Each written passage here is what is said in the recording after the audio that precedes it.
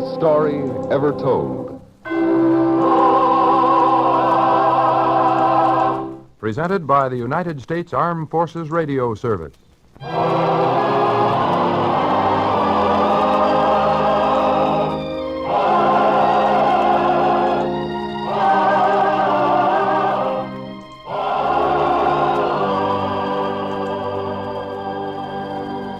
Tonight we present The Prodigal Son, a drama based on a parable told by him who lived the greatest life ever lived.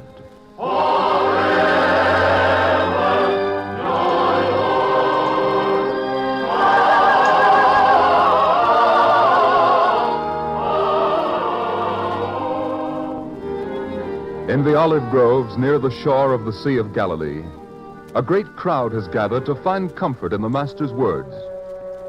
One man, dirty and disheveled, looks around to see if others notice the marks left by chains that were once affixed to his wrists and his ankles.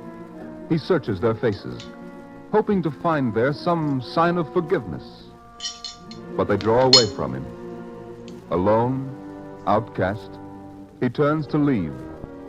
Suddenly there is a stir. The Master will speak. The man stops. As if to plead for this ragged outcast, the Master begins to tell a parable.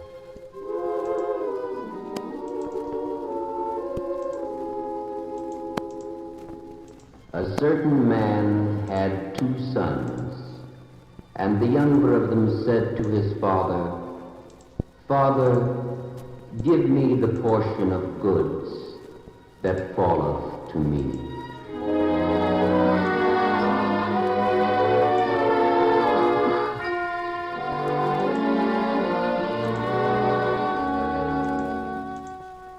To take your inheritance now, my son? Why? What's the trouble? No trouble, Father. I just want my portion of the family wealth, as I said. But aren't you happy here on the farm? Don't we prosper? Wait.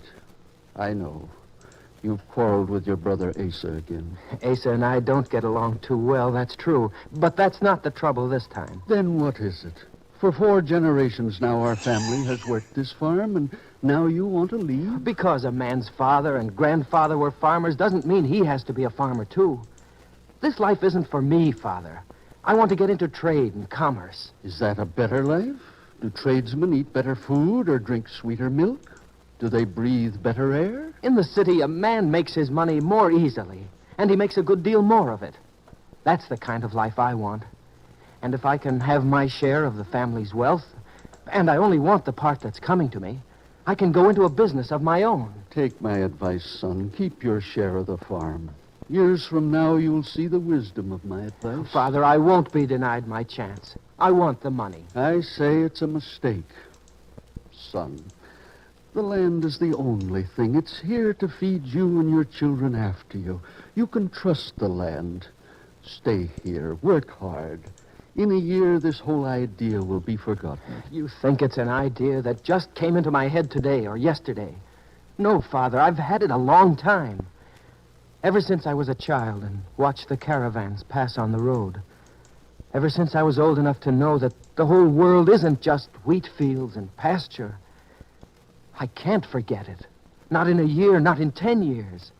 I'm determined to go to the city and live my own life. I see. I never imagined you felt so strongly about it. Well, I do. All right, then. After all, can a man be a tyrant to his own son? You may have the money. Thank you, Father. And you won't regret it. I'll go to Baghdad. I'll succeed. One day I'll have a large business of my own, and I'll be rich. And you'll come to live with me. You'll never have to work again. I hope all you say is true for your own sake. I wish you only the best, my son. Be successful. Be great. Be all the things you dream.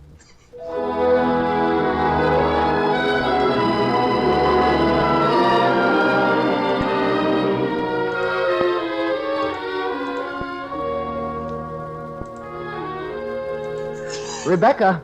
Rebecca! Yes? Who's calling? Oh, Judah.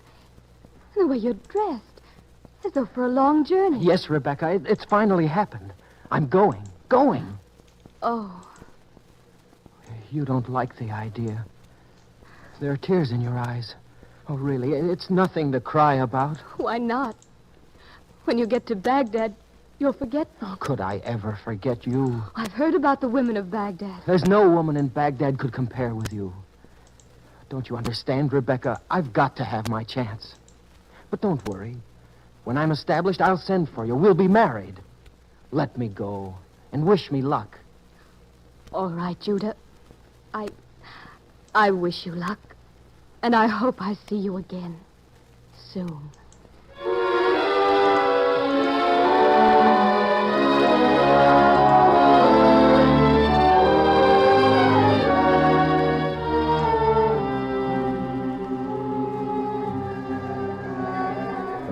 Ah, my friend. You like our city? What? Why do you choose to speak to me, sir? The way you're staring at everything, I can see that you're a stranger here in Baghdad. Do you like what you see? Oh, yes. It's fabulous. Wonderful. We never had anything like this back where I come from. I dare say. After all, Baghdad is Baghdad. When you've said that, you've said all there is to say. By the way, my name is Micah, and if you wish, I could show you around our city. Well, that's very kind of you. Though why you should trouble on my account. Oh, think nothing of it. The pleasure I get from seeing people enjoy themselves in our city is reward enough for me. Now then, what's your taste? Food, parties, a game of chance, perhaps? Or are you one who appreciates the beauty of women? Oh, I've no time for any of that. Oh, you don't? No. I'd like to see the marketplace, where commerce is carried on. You see, I'd like to find a place where I could get work. Work? Yes. I must get experience before I go into a business of my own. A business of your own? Oh, well, that's a wise lad. But it takes money, you know. Oh, I don't have to worry about that. I've plenty of money. Indeed. Well, how fortunate for you, my friend. First, then, the marketplace where we shall observe the pursuit of commerce, although other young men in your position might be more interested in an attractive face, a woman's intriguing eyes. There are many exciting women here in Baghdad. Yes, but then you did say you wanted to see the marketplace. Well, come along, my fine young friend.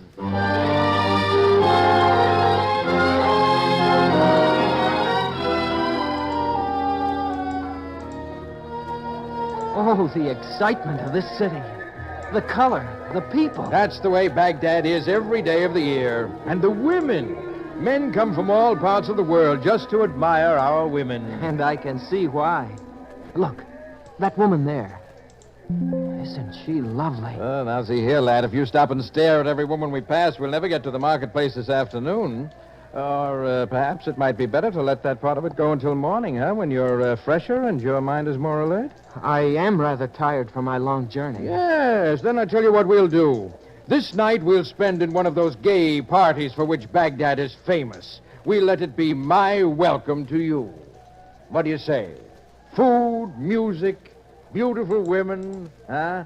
But tomorrow you take me to the marketplace? Of course. Now come along with me and I'll show you what enjoyment can mean in fabulous Baghdad.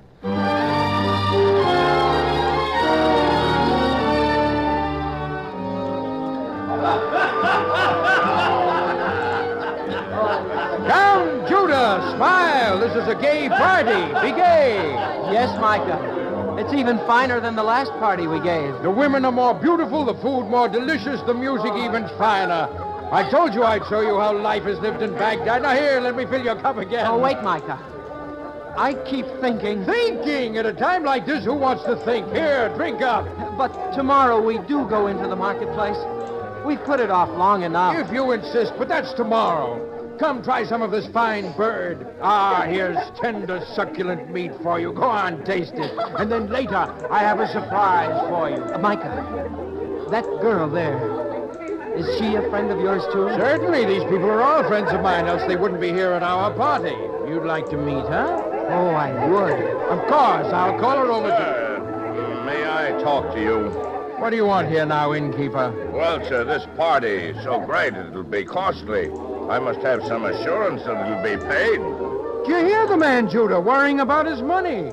Well, show him. Go on, pay him. Pay him? Why? Well, what is it, Judah? But I paid for the last party. And the one before that. Oh, come, lad. Don't let's quibble about money. Go on, pay the man. And meanwhile, I'll go and invite that young woman over here to sit with us. I'll be back, Judah. Well, young man, I'm waiting. My money. Oh, yes, of course. Here, let me get my money pouch out.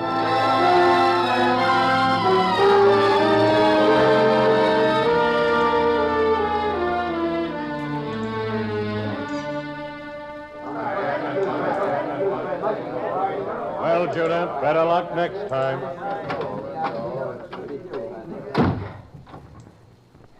Well, that's over with. I might as well go home now. Well, it's your own fault. I told you not to stop playing. Why did you? But I'd already lost over 600 pieces of silver. When your luck is bad at the gaming table, that's the time to keep playing. Bad luck must change sooner or later. Well, come on. Yes, if you'd done as I said, you could have won everything back in the next hour or two and probably won a great deal besides. But what if I'd lost? I'm telling you that sooner or later your luck would have had to change. And if it hadn't? Well, then we'd have come back another night. Not if I'd lost and hadn't been able to pay. Hadn't been able to pay? What are you talking about? Well, Micah, I guess I can tell you. After all the parties for your friends, the costly food and drink, it's gone. It's gone? My money. All of it gone. Oh, I see. Well, that does put a different complexion on things. It means I'll have to find that job in the marketplace first thing in the morning. You'll come along with me, point out the best merchants to me, won't you? Tomorrow morning, first thing? Well, it's been a late night. Dawn's almost breaking. I don't think I could be up that early. I'll stop by your house and wake you if you wish. No, I don't think you should bother. What do you mean? Well, now that you're thinking of going to work, you and I won't be seeing much of each other, I'm afraid. Why not? Well, a man who works hard by day spends his night sleeping. With me, it's quite the reverse. You'd better forget about my company for a while. I think I'm beginning to see. What you really mean is that now the money's gone, you don't want to have any more to do with me. Is that it? I didn't say that. You don't have to, I know. After all, I can't pay for the parties and the fine meals and the kind of living you and your friends have been enjoying at my expense the past few months. That's it, isn't it? Well, now, there's no need to become angry, lad. After all, you did have fun, didn't you? And I paid for all of it. You never once paid for anything. As a matter of fact, Product kills fleas, ticks, and mites on contact.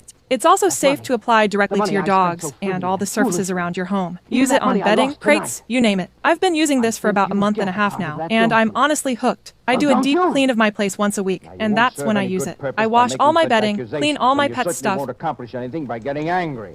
I warn you. Product kills fleas, ticks, and mites on contact. It's also safe to apply directly to your dogs and all the surfaces around your home. Use it on bedding, crates, you name it. I've been using this for about a month and a half now, and I'm honestly hooked. I do a deep clean of my place once a week, and that's when I use it. I wash all my bedding, clean all my pet stuff. You won't accomplish anything by getting angry. I warn you. Product kills fleas, ticks, and mites on contact. It's also safe to apply directly to your dogs and all the surfaces around your home. Use it on bedding, crates, you name it. I've been using this for about a month and a half now, and I'm honestly hooked. I do a deep clean of my place once a week, and that's when I use it. I wash all my bedding, clean all my pet stuff. You won't accomplish anything by getting angry. I warn you. Product kills fleas, ticks, and mites on contact. It's also safe to apply directly to your dogs and all the surfaces around your home. Use it on bedding, crates, you name it. I've been using this for about a month and a half now, and I'm honestly hooked. I do a deep clean of my place once a week, and that's when I use it. I wash all my bedding, clean all my pet stuff. Product kills fleas, ticks, and mites on contact. It's also safe to apply directly to your dogs and all the surfaces around your home. Use it on bedding, crates, you name it. I've been using this for about a month and a half now, and I'm honestly hooked. I do a deep clean of my place once a week, and that's when I use it. I wash all my bedding, clean all my pet stuff. Product kills fleas, ticks, and mites on contact. It's also safe to apply directly to your dogs and all the surfaces around your home. Use it on bedding, crates, you name it. I've been using this for about a month and a half now, and I'm honestly hooked. I do a deep clean of my place once a week, and that's when I use it. I wash all my bedding, clean all my pet stuff. Product kills fleas, ticks, and mites on contact. It's also safe to apply directly to your dogs and all the surfaces around your home. Use it on bedding, crates, you name it. I've been using this for about a month and a half now, and I'm honestly hooked. I do a deep clean of my place once a week, and that's when I use it. I wash all my bedding, clean all my pet stuff. Product kills fleas, ticks, and mites on contact. It's also safe to apply directly to your dogs and all the surfaces around your home. Use it on bedding, crates, you name it. I've been using this for about a month and a half now, and I'm honestly hooked. I do a deep clean of my place once a week, and that's when I use it. I wash all my bedding, clean all my pet stuff. Product kills fleas, ticks, and mites on contact. It's also safe to apply directly to your dogs and all the surfaces around your home. Use it on bedding, crates, you name it. I've been using this for about a month and a half now, and I'm honestly hooked. I do a deep clean of my place once a week, and that's when I use it. I wash all my bedding, clean all my pet stuff. Product kills fleas, ticks, and mites on contact. It's also safe to apply directly to your dogs and all the surfaces around your home. Use it on bedding, crates, you name it. I've been using this for about a month and a half now, and I'm honestly hooked. I do a deep clean of my place once a week, and that's when I use it. I wash all my bedding, clean all my pet stuff. Product kills fleas, ticks, and mites on contact. It's also safe to apply directly to your dogs and all the surfaces around your home. Use it on bedding, crates, you name it. I've been using this for about a month and a half now, and I'm honestly hooked. I do a deep clean of my place once a week, and that's when I use it. I wash all my bedding, clean all my pet stuff. Product kills fleas, ticks, and mites on contact. It's also safe to apply directly to your dogs and all the surfaces around your home. Use it on bedding, crates, you name it. I've been using this for about a month and a half now, and I'm honestly hooked. I do a deep clean of my place once a week, and that's when I use it. I wash all my bedding, clean all my pet stuff. Product kills fleas, ticks, and mites on contact. It's also safe to apply directly to your dogs and all the surfaces around your home. Use it on bedding, crates, you name it. I've been using this for about a month and a half now, and I'm honestly hooked. I do a deep clean of my place once a week, and that's when I use it. I wash all my bedding, clean all my pet stuff. Product kills fleas, ticks, and mites on contact. It's also safe to apply directly to your dogs and all the surfaces around your home. Use it on bedding, crates, you name it. I've been using this for about a month and a half now, and I'm honestly hooked. I do a deep clean of my place once a week, and that's when I use it. I wash all my bedding, clean all my pet stuff. Product kills fleas, ticks, and mites on contact. It's also safe to apply directly to your dogs and all the surfaces around your home. Use it on bedding, crates, you name it. I've been using this for about a month and a half now, and I'm honestly hooked. I do a deep clean of my place once a week, and that's when I use it. I wash all my bedding, clean all my pet stuff. Product kills fleas, ticks, and mites on contact. It's also safe to apply directly to your dogs and all the surfaces around your home. Use it on bedding, crates, you name it. I've been using this for about a month and a half now, and I'm honestly hooked. I do a deep clean of my place once a week, and that's when I use it. I wash all my bedding, clean all my pet stuff. Product kills fleas, ticks, and mites on contact. It's also safe to apply directly to your dogs and all the surfaces around your home. Use it on bedding, crates, you name it. I've been using this for about a month and a half now, and I'm honestly hooked. I do a deep clean of my place once a week, and that's when I use it. I wash all my bedding, clean all my pet stuff. Product kills fleas, ticks, and mites on contact. It's also safe to apply directly to your dogs and all the surfaces around your home. Use it on bedding, crates, you name it. I've been using this for about a month and a half now, and I'm honestly hooked. I do a deep clean of my place once a week, and that's when I use it. I wash all my bedding, clean all my pet stuff. Product kills fleas, ticks, and mites on contact. It's also safe to apply directly to your dogs and all the surfaces around your home. Use it on bedding, crates, you name it. I've been using this for about a month and a half now, and I'm honestly hooked. I do a deep clean of my place once a week, and that's when I use it. I wash all my bedding, clean all my pet stuff. Product kills fleas, ticks, and mites on contact. It's also safe to apply directly to your dogs and all the surfaces around your home. Use it on bedding, crates, you name it. I've been using this for about a month and a half now, and I'm honestly hooked. I do a deep clean of my place once a week, and that's when I use it. I wash all my bedding, clean all my pet stuff. Product kills fleas, ticks, and mites on contact. It's also safe to apply directly to your dogs and all the surfaces around your home. Use it on bedding.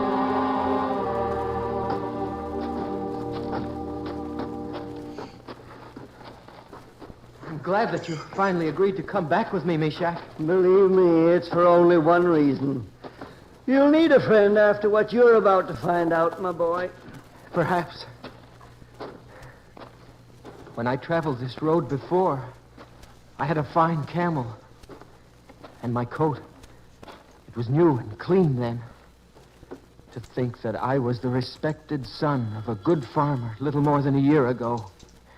And now I come back a poor, ragged, filthy tender of pigs. We'd better get off the road if we don't want to be trampled by that camel. Yes, and hurry. He's coming fast.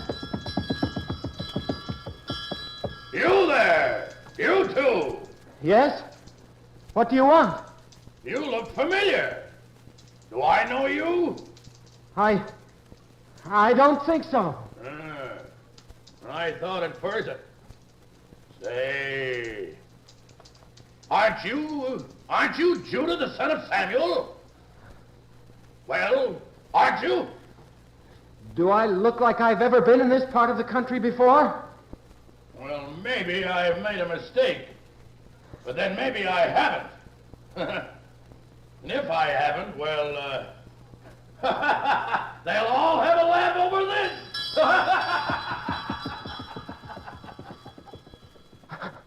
He recognized me. You know him? Of course. He's Simeon, a farmer in this part of the country who's always disliked my father. Oh, this will give him a chance to make a laughing stock of my father and me. Is that so important? Maybe we ought to turn back. I shouldn't disgrace my father in his old age.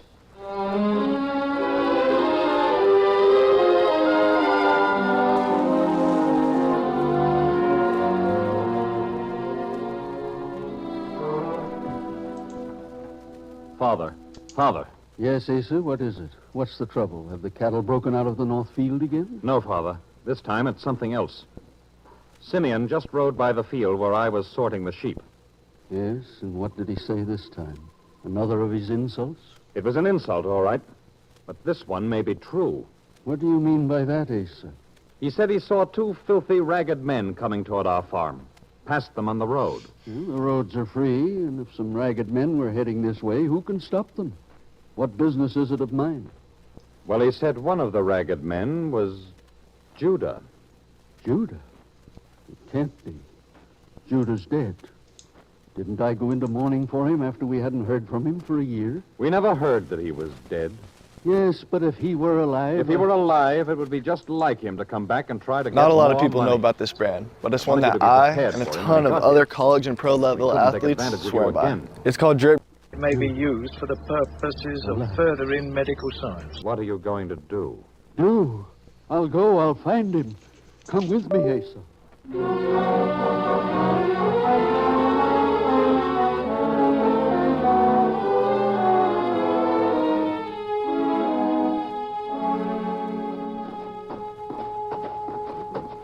Please, Father, don't hurry so. You're not young anymore. I must find him, Asa. We don't even know if it is Judah. Besides, Simeon didn't say he was sure they were coming to our place.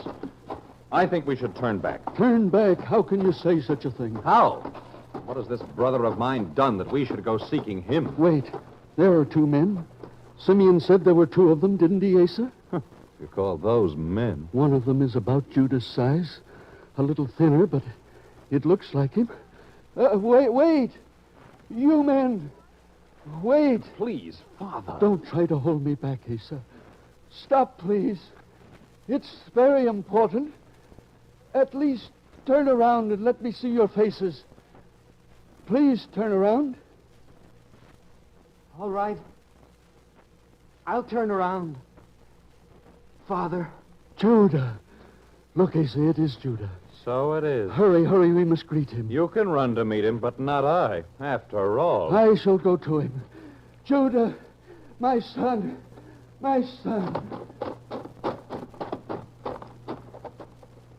Father. My son, Judah. Judah, let me look at you. I know how this must hurt you, Father. I don't look like I did when I left here. But I can go. No one need ever know I was here. My boy, you do look thinner. Is that all you see? Look, my clothes. So ragged.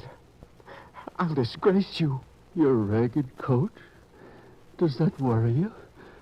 Here, take mine. No, Father, please. Here, take it. And my ring.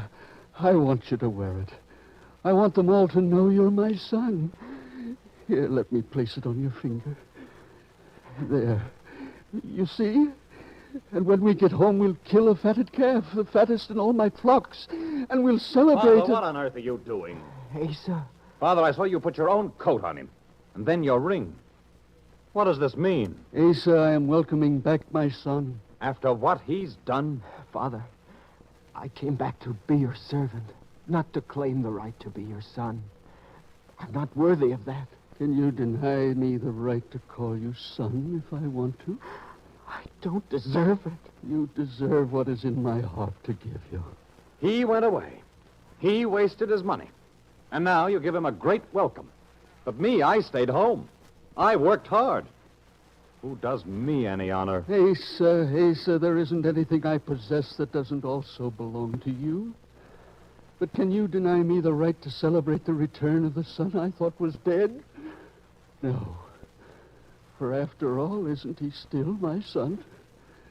Come, Judah. Come home with me. And bring your friend. Tonight we'll all celebrate. Rebecca will be there. She's been waiting for you, son. Yes. This will be a day of great joy. My son has returned at last.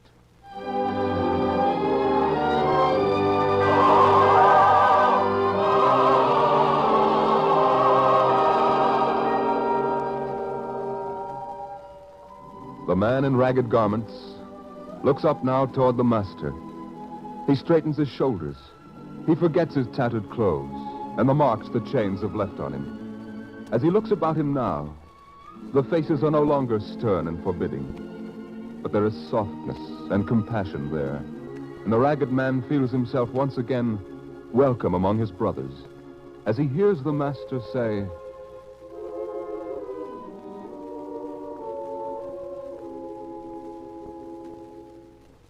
So I say unto you, that likewise joy shall be in heaven over one sinner that repents, more than over 99 just persons who need no repentance.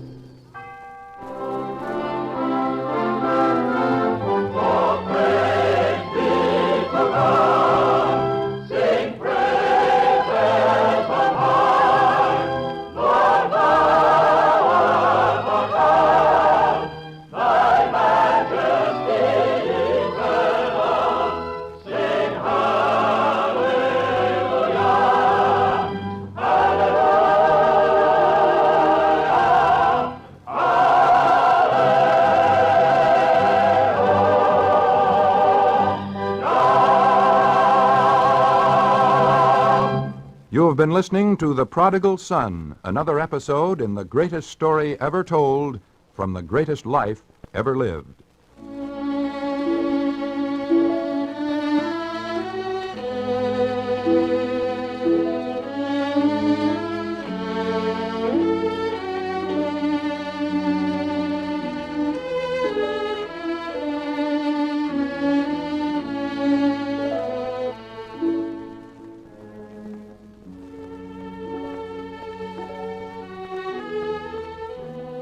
The Greatest Story Ever Told was a presentation of the United States Armed Forces Radio Service, the voice of information and education.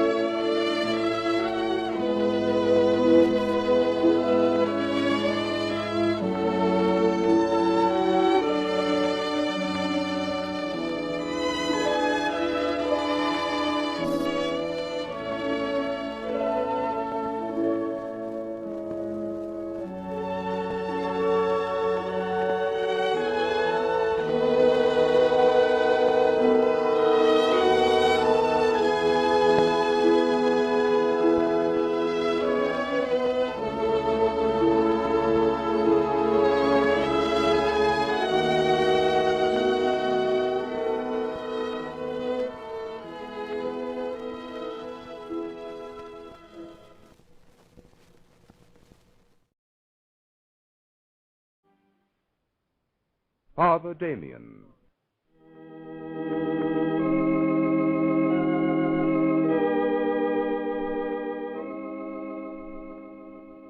It was the year 1863 in Paris. The lights of a monastery gleamed through the rain of a stormy night. Behind one window, in a room lit by a single candle and a flickering fire, sat the Superior General of the Order of Sacred Hawks. His secretary, Father Pierre, stood before him. There's a young man outside to see you. On a night like this? Yes, he seems very, very interested. And what is his name, Pierre? I can tell you that from his letter. I have it right here. Joseph de Vester, called Damien. Let me see the letter. I didn't want to bother you with it. It's a very poorly written letter. Let me see. 25 years old. Born on a farm outside Tremlou, a village in Belgium. But did you ever see such atrocious Latin? Well, perhaps we should talk with this lad, Pierre. He's come a long way in such a stormy night. Oh, all right. But you're much too busy with important matters to waste your time on every student who comes along. Very well, young man. You may come in. Thank you. Thank you very much. Well? I'm sorry to bother Your Grace, but I want very much to serve in Hawaii as a missionary. Oh, why didn't you take this up with your superior at the Pickford's house? Oh, I tried, but, well, he didn't seem to understand. I'm afraid I'll have to take this up with your superior. Of course. Something must be done. I'm going to suggest a penalty for this lack of discipline.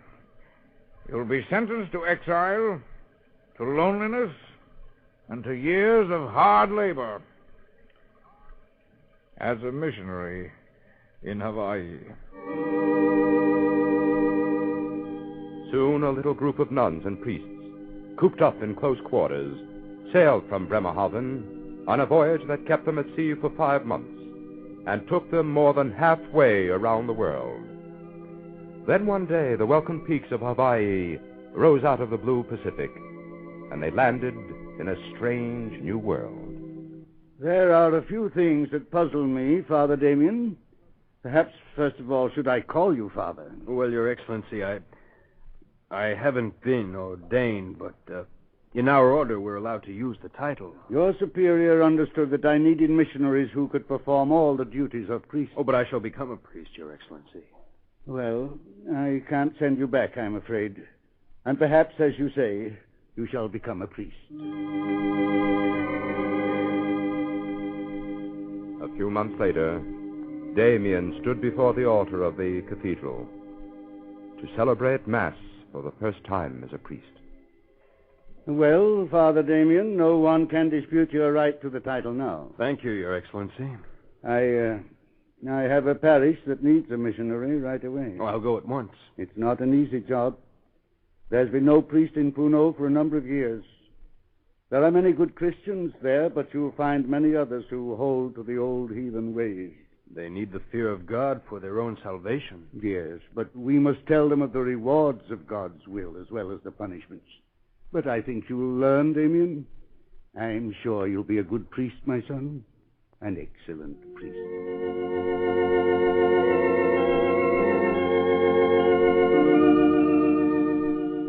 Father Damien's parish was a large, remote area of mountains and jungles and steaming craters of smoking volcanoes. By day and night he traveled from one end to the other, sometimes alone, sometimes with native guides. In every town of any size, Damien dreamed of building a church or chapel. He wrote letter after letter to Bishop Maigret, pleading for lumber. And then one day... Come on, men. Let's see how many of these planks we can get up before dark. All together now, let's lift this one in place. Ready? 1, 2, 3. There. Huh. How's the rock splitting coming, Matolo? It is plenty hard, Father. Rock no split like you say. Me no so strong like you. Oh, I'm not so strong, Matolo, just stubborn. Now, let me have that hammer and... Say, what was that? Well, what's the matter? Why has everyone stopped working? Listen, Father. You hear something? Yes.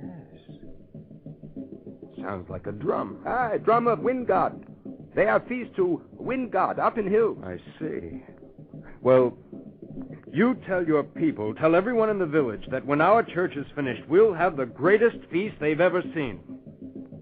Even if we have to use every bit of my supplies. Oh, good. We tell everyone. And as for that drum, give me that hammer, and I'll show you how to drown it out.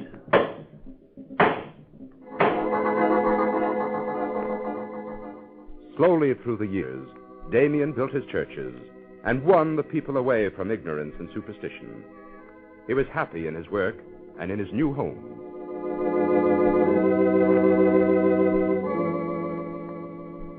A year later, at the time of the consecration of a new church, Bishop Margaret called priests from all over the islands to attend. At the end of the day's celebration, the bishop spoke. God has been good to us in our work, and this is a great day of happiness. But there is one sorrow in my heart as I think of our island, and that is the sorrow of Molokai and its leper colony. Its pitiful people are as dear to God as any others. I don't know what to say. I can't find words. Your Excellency, I would like to go to Molokai. Did you know, Father Damien, that priests have visited Molokai before from time to time, and the government has made new rules? From now on, anyone who becomes a resident of Molokai must stay there, perhaps for the rest of his life. I know that, Your Excellency. Even your church does not command such a sacrifice. Your Excellency, please, let me be the one to go. Within an hour, Damien and his bishop sailed for Honolulu. In the harbor there, they found a leper ship ready to cast off from Molokai. I'll go at once, Your Excellency. But, Damien, you don't have your belongings. I have my breviary, Your Excellency. Well, perhaps it's best to decide quickly. Let's be off. I'll see you on your way to your new parish.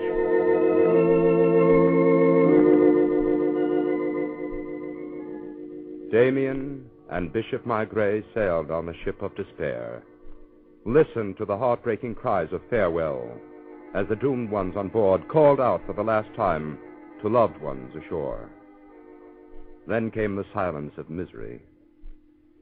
One of the passengers aboard was a health official on an inspection trip.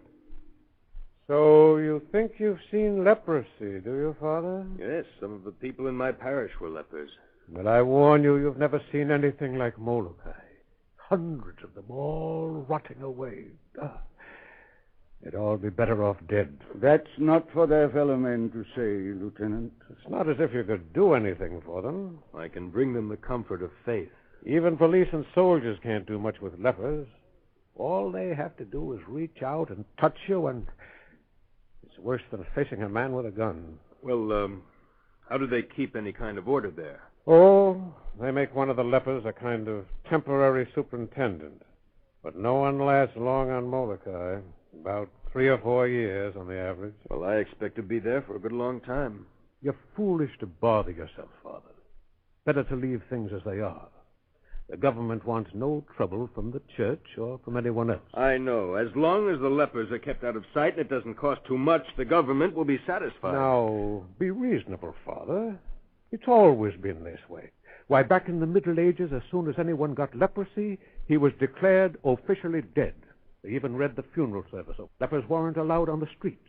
And wherever they went, they had to carry a ratchet to warn people away from them. Yes, that's true, but don't forget the monks established leper homes for them. Yes, and just kept their misery alive for a little longer. I tell you, there's nothing you can do. Perhaps we can. On Molokai? You just wait and see.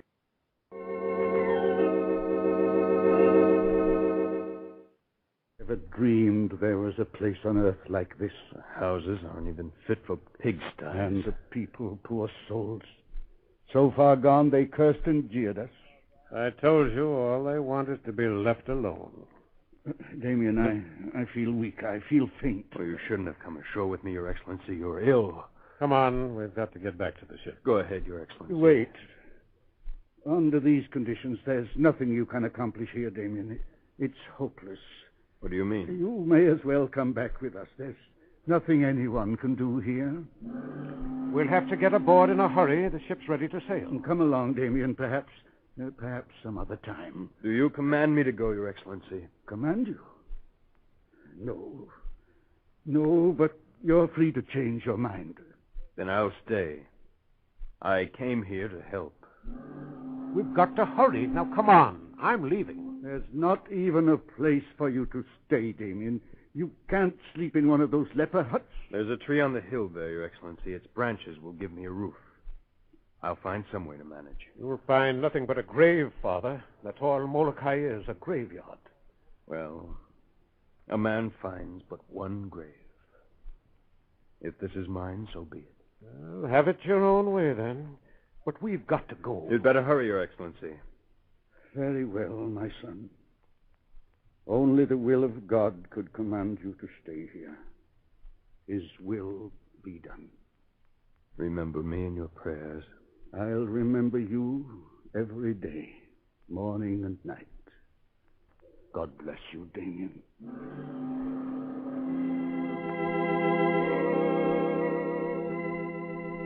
Father Damien stood on the shore and looked out over the gray and dreary sea. In a glance behind him, he saw the twisted forms of two lepers feebly digging a shallow trench in the graveyard. Ahead of him, he saw the ship fading off from the harbor, leaving him behind, alone, on Molokai.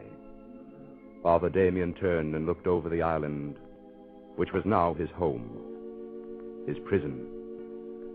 Then he went to the little wooden chapel. He soon discovered he was being watched by a few timid lepers. Welcome, my children. No, don't go away. What is it you do, Father? Why, I'm cleaning out our church. It needs it, doesn't it? You going to stay, Father? Why, yes. I'm going to be your priest. Others have come, but they no stay. Well, I expect to stay. So we must get our church fixed up. Would you like to help me?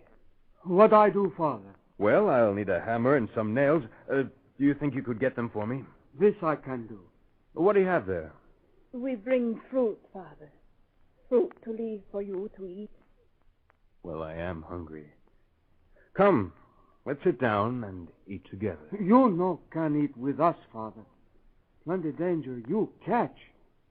We go. We come back. Oh, no. No, stay right there. Some peoples here no like white man, Father. No like priest. Well, maybe we can change that. Here, let's divide this. Don't turn away.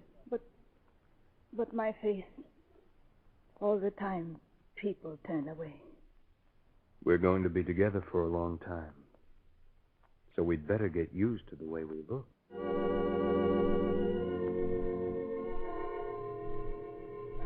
The ringing of the church bells from the little chapel soon became a familiar sound over the island of Molokai.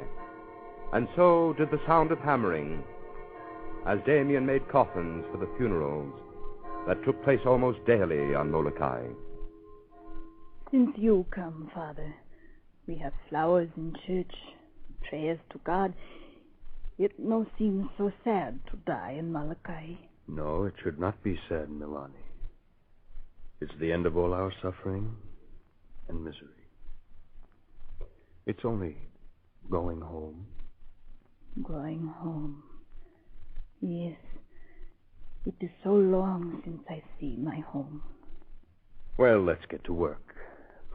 Hand me some more boards, Kalea. But, Father, why here you work building coffins? Why you no build house to live in? Oh, there's plenty of time for that, Kalea.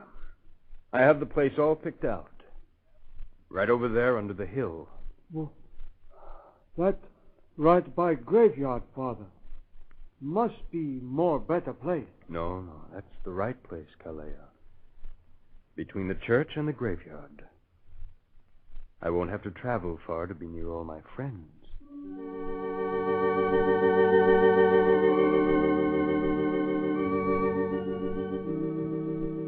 But you must listen to me. We must have lumber. I didn't come all the way back to Honolulu for nothing. Well, Father, if you just make out a report. A report? A written report. Then I'll see that it comes to the attention of the proper authority. Very well. If you want a written report, I'll write it here and now. No, you can bring it tomorrow. I can't wait until tomorrow. But, Father, these matters must be handled in an orderly fashion. I'm sorry, sir, but if necessary, I'm prepared to handle this in a disorderly fashion. I've been sent from one clerk to another for days. Your attitude is hardly worthy of your calling, Father. Any other attitude would be unworthy, sir. I trust I won't have to call your conduct to the attention of your bishop. You may do what you like. Unless something is done, I certainly intend to call your conduct to his attention. Really, Father Damien, are you threatening me? With every power at my command, yes. Well, perhaps I'll take your suggestion and call the police. I think you might spare your church the notoriety of a disgraceful scene. My church would be more disgraced if I stood by while you buried my lepers under reports and then pronounced their funeral service with the words, "Come back tomorrow."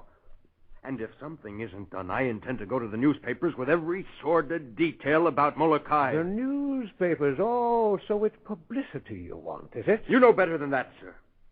But I'll use any weapon God gives me. Now, we'd better reach an understanding right now, Father Damien. We permitted you to go to Molokai to look after the spiritual welfare of the people. The rest of it is none of your affair. I tell you, it's every man's affair. You seem to forget, Father Damien. There's a law forbidding anyone from the leper colony to leave its boundaries. You're here against that law. I'm here to serve a higher law than yours, sir. Well, that won't stop me from having you thrown in jail. Now, will you leave my office, or shall I have you put out? Not until you take care of my people. We've got to have lumber to build houses, pipes for a new water supply, and we've got to have food. Beggars. Why don't you grow your own food? You sit here in your cool, comfortable office with your fat belly full. And you ask why men with half-rotted bodies, men with lifeless hands, men too weak to bathe their wretched sores can't raise their own food. I've heard all I want to hear. Yes, you want to get rid of me. Well, here's my report. Approve it and I'll go. Otherwise, there'll be a scandal that will put you out of office. Well, I don't suppose it'll cost too much. Very well, I'll approve it. There. And now I expect you to be on the first ship back to Molokai. I'll be on it, all right. And you're not to set your foot off Molokai again. If you keep your bargain, I'll have no need to leave Molokai. If you don't, I'll be back again. Well, I think our business is over. Let's shake hands on it. Shake hands? Don't touch me. Get back to Molokai! With the necessary supplies furnished at last, Father Damien set to work again with hammer and saw, and he helped to build 300 houses on Molokai with his own hands. Day after day, he visited the sick, held religious services, and buried the dead. 2 more years passed, and Bishop Margaret eagerly read his priest's reports. Well, he seems to be making splendid progress out there by himself, but this last letter seems strange. Brother Paul, he asks for more musical instruments. More musical instruments? What does he want with musical instruments at a leper colony? It does seem odd, but we must try and help him. But you'd think he'd want something more practical. You know, I believe I'll visit Father Damien at Molokai. Oh, but you can't, Your Excellency. The law forbids you to visit the leper colony. I believe now that they've heard so much of Damien's work, they'll relax the law. Surely if he can stay there year after year, I can make a brief visit to encourage him. Let's arrange for it at once. Yes. Do you want me to go with you, Your Excellency? Why, yes. You're not afraid, are you, Brother Paul? Well, no, of course not. I guess leprosy can't be so contagious after all. He hasn't caught it yet? Make the arrangements and we'll go as quickly as possible.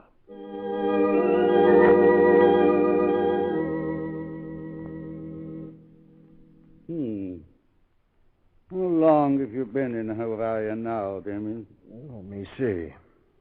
11 years, I believe. 2 years on Molokai. Do you hear from home?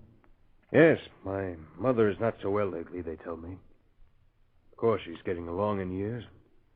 How old is your mother? 71. 71 this year. She's my age, Damien.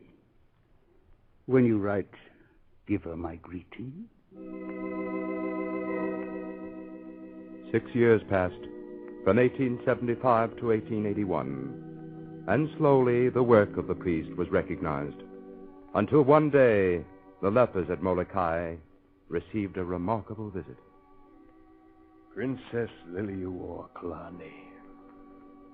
Princess, I can't tell you what it means for us to have you visit Molokai.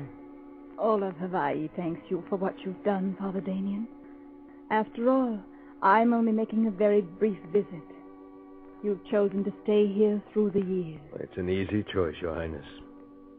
This is my work. These unfortunate ones you see, they are my parishioners. Your parishioners and my people.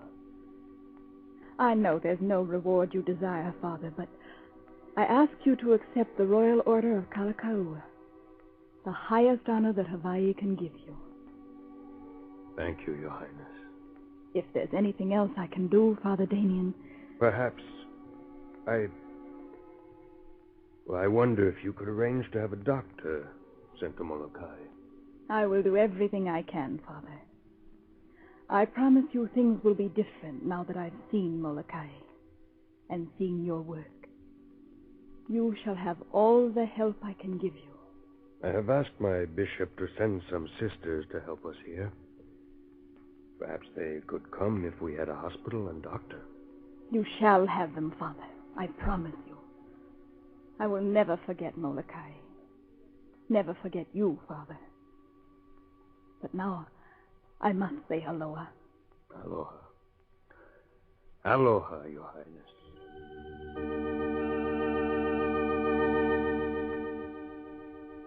It was 3 years before a doctor finally came to stay at the leper colony. As soon as he arrived, he was taken to Damien's cottage. Welcome to Molokai, Doctor. I'm glad to be here, Father Damien. Glad to have a chance to help. I'm sorry I didn't meet you at the boat, Doctor. And, sorry. You'll pardon me if I don't shake hands. Well, yes, of course, You but see, a few weeks ago, I had a little accident.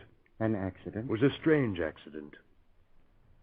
I was shaving one morning, and I spilled some boiling water on my bare feet. Oh.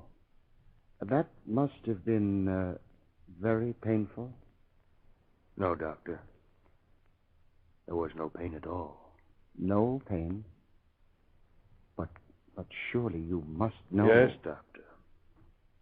And now that you're here, I suppose we better make sure. But, Father, there's no need to make sure. That copper color of your skin, those swellings. I know, Doctor.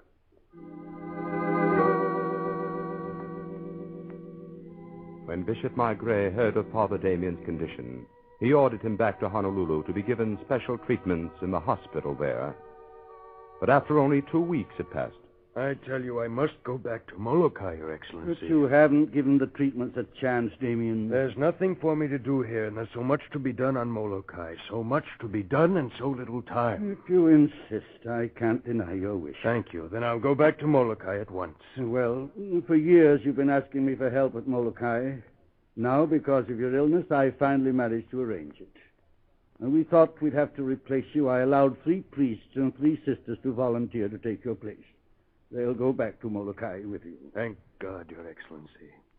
Now they can carry on my work. Father Damien sailed once more to Molokai. For 2 more years he lived in the cottage between his church and his graveyard. There in the evenings, his friends, the lepers, came to visit him. But month by month he grew weaker.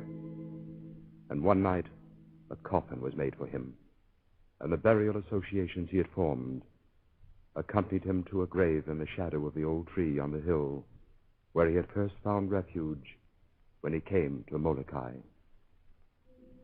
His favorite hymn echoed across the island once more.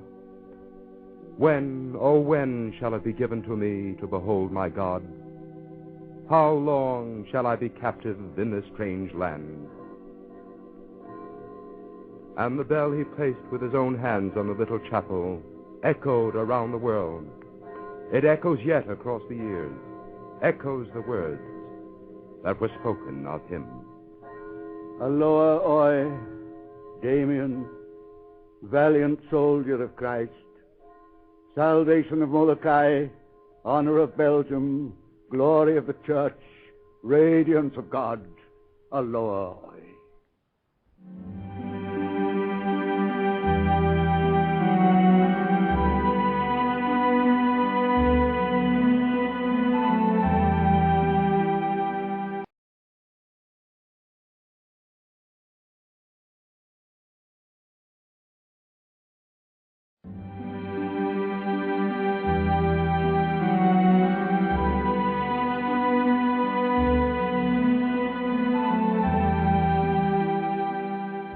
Hello, this is Father Bob Warren of the Franciscan Friars of the Atonement. Thank you for listening to this rebroadcast of the Ave Maria Hour radio show.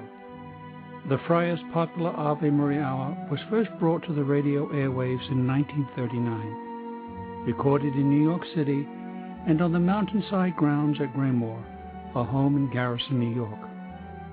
These timeless classic stories of the Bible and the lives of the saints came to life each week through dramatic reenactment by professional actors and actresses. You know, friends, Christ once said, "Do not hide your treasure under a bushel." In saying this, he meant share your gifts, share your talents. The Friars of the Atonement feel the message in these broadcasts remains as powerful and timely as when they were originally aired, and we are so happy to be able to share them with you today. To learn more about the missions and ministries of the Friars of the Atonement, I invite you to visit our website, www.atonementfriars.org. In the meantime, sit back and enjoy this rebroadcast of the Ave Maria Hour.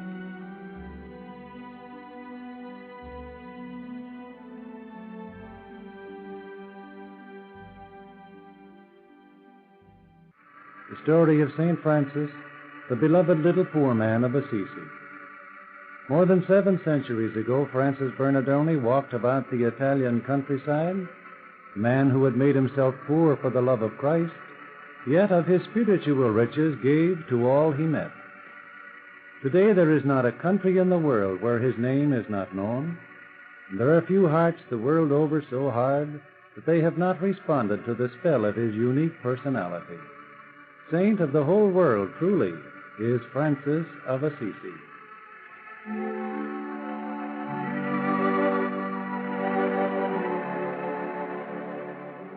Our story begins on a moonlit evening in the year 1202 in the old city of Assisi. Through its narrow, curving streets, in and out of the black shadows of the high stone walls, a gay procession is winding. King of love, give us your blessing. 1,000 blessings, and welcome, my faithful subjects. But what need of them have you? The fair Maria is already beside you. No one besides me, great monarch. Give me 1,000 blessings. Even better, I shall take one of the maids from your court. Who entices a lady from my court is guilty of high treason. Away, base knave, with a head shall roll to the ground. You ask me what's wrong with the country? I'll tell you. When I was young, we didn't go through the public streets howling like a pack of wolves. Who's that young man with all those girls around him? He's Francis, the son of Pietro Bernardoni, the merchant. He's just back from Perugia, where he was a prisoner of war. He's a wild youth, but he'll quiet down once he's married and has a family. I'll say what you will, but I tell you the situation is serious. Faith and decency are dying all over the country. The youth of our best families think nothing but revelry and fine clothes. Crime and bloodshed are the order of the day. Well, we can do nothing about it, and I at least must be getting home. My wife will be wondering what has become of me. Well, I'll go with you as far as the corner. I have to call on Antonio, the wine merchant. If his shop is still open, I must... Be careful. There's a man lurking there in the shadow of the wall. Watch your purse. He's not a robber. It's young Francis. I wonder if he's ill. Well, if he's ill, it's no concern of mine. Here come the others looking for him. Francis! Where are you? You're spoiling all the fun. I see him. Hey, Francis. What's wrong? Francis. What's the matter, man? Can't you speak? Nothing. Nothing is the matter. I'm only thinking. Thinking? That's a rare occupation when everyone else is making merry. The poor fellow must be in love. The king of love has fallen victim to his own spell. Well, who is she, Francis? Yes, tell us her name. Is she beautiful? Most important of all, is she rich? My friend, she is. Someone richer and more beautiful than any of you can imagine. And now the moon has risen to mid-heaven. The revelers have gone to their homes, and good citizens can sleep again. But in the deserted street, Francis Bernardoni stands long before the door of his father's house, gazing up at the bright moonlit sky. I told them she was richer, more beautiful than any they could imagine. Poverty. My Lady Poverty. Yes, truly. To yield heart and soul to her in perfect love would be the greatest romance of all. Have I courage for that? I who love beauty and laughter, fine clothes, good food. Why do you seek me, O Christ, when there are better, braver souls whom you might call to your service? Almost I could beg you let me remain content as other men with the things of the world. Oh, but I do not beg it, my lord. No, no. Continue to speak to my heart, dear master. Make your will known to me. But give me courage when you do, for I am very much afraid. Francis made a pilgrimage to Rome and returned, to all appearances, still a wealthy young worldling. One day, as he was riding past the great leper hospital on the outskirts of the city... Yes, I would be a poor one to minister in God's name to the sick. That day in Rome when I traded clothes with a beggar that I might know the feeling of wretchedness at first hand. Oh. Even now my flesh crawls at the thought of the filthy rags that covered it. And now the smell of decay that comes from these walls makes me faint. Noble men devote their lives to nursing the living dead behind that gate. But I could not bear to look at them. Their diseased, ravaged faces. Alms for the love of God. Good sir, I beg you have pity on one whom God has afflicted with the dread disease of leprosy. Francis pulled his horse to a stop. Alms. Here. Here is my purse. Your purse, my lord. There is gold inside it. But hold out your hand. But I am a leper, my lord. You must not come near. Hold out your hand, dear brother. Here is the purse. And now I kiss that afflicted hand in reverence. For truly you who have suffered so greatly must be very near the heart of our dear Lord. Oh, thank you, great sir. Thank you.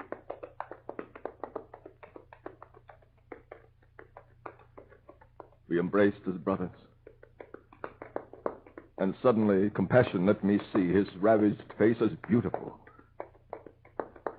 I have conquered fear and horror. I thank you, my Lord. From my heart, I thank you. Such happiness as I know now, I have never felt before.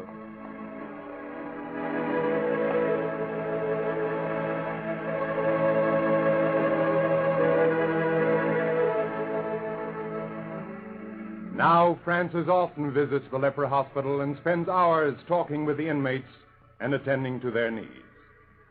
And with all the ardor of his soul, he prays for guidance that he may find his rightful place in the world.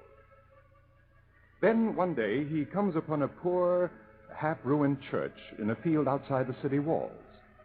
It is the Church of San Damiano, and on its wall is a very old crucifix, skillfully and lovingly painted by some long-forgotten artist. Here is reality, the utmost of suffering and defeat, yet the greatest of triumphs. The answer to all the world's problems is here, if one can but read it. Love that surpasses all other love, limitless compassion, infinite generosity. O my crucified Lord, I love you so greatly. My heart could break with the pain of its loving. Show me what you would have me do, that my love of you may bear fruit. Francis, go and repair my church, which, as you see, is falling into ruin. Was it a voice that spoke to me? Or a thought so suddenly strong, it was like a voice? Go and repair his church, he said. I will need money. More money than I have in my purse. I will find it. I must. The call has come. I must obey it.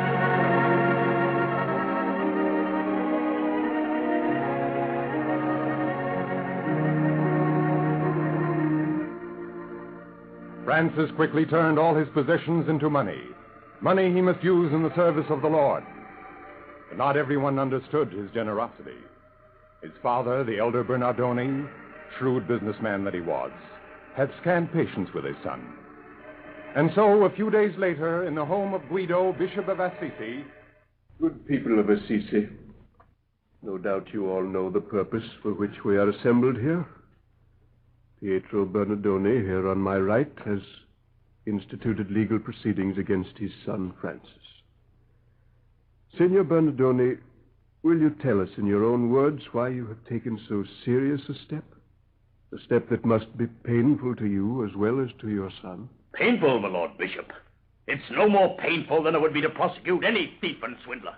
This thief who bears my name came rushing home the other day, loaded his horse with several bolts of cloth from my store, drove to the public market and sold them.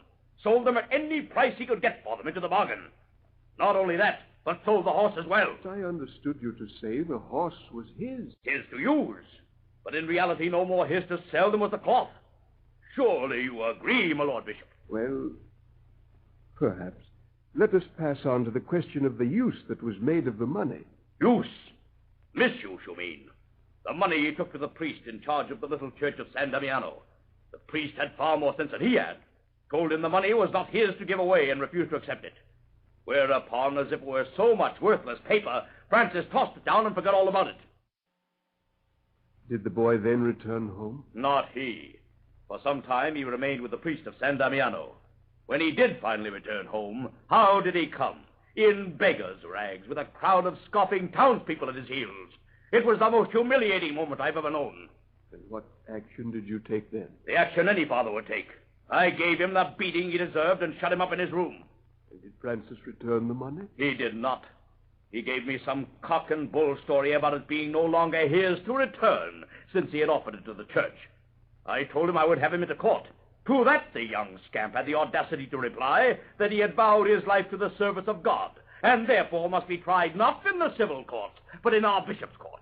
I appeal to you, my lord. If this sort of thing is allowed to continue, I will be reduced to penury. Well, now, do I understand you want to disinherit your son, Signor Bernardoni? That's exactly what I want. Certainly no man can blame me. Just a moment. Francis Bernardoni? Yes, my Lord Bishop. You have heard the charges your father brings against you. Have you anything to say in your own defense? I have nothing to say, my Lord. If, as you say, you want to be God's servant, I advise you to return the money which your father demands.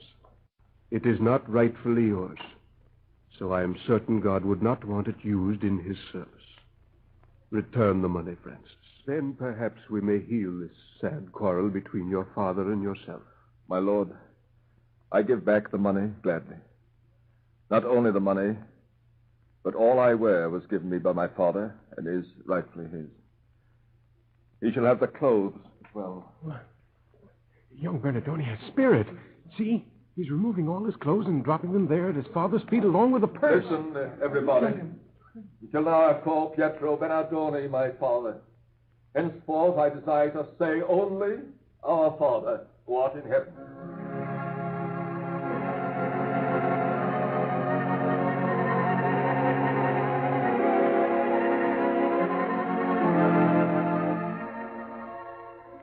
In a rough cloak supplied by the bishop, Francis left the bishop's court. He was homeless and penniless, and as yet his vocation had not been revealed to him. One chapter of his life had ended, the chapter of his carefree youth. Soon his mission would begin. 3 years go by, years spent in the rebuilding of San Damiano by the labor of his own hands, in visiting his friends the lepers, in discovering and repairing another almost ruined church, the tiny church of St. Mary of the Angels, better known as the Porciuncula.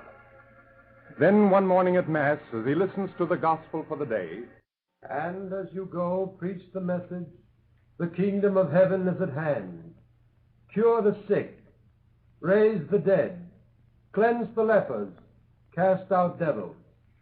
Freely you have received, freely give. Do not keep gold or silver or money in your girdles, no wallet for your journey, nor 2 tunics, nor sandals, nor staff. For the laborer deserves his living."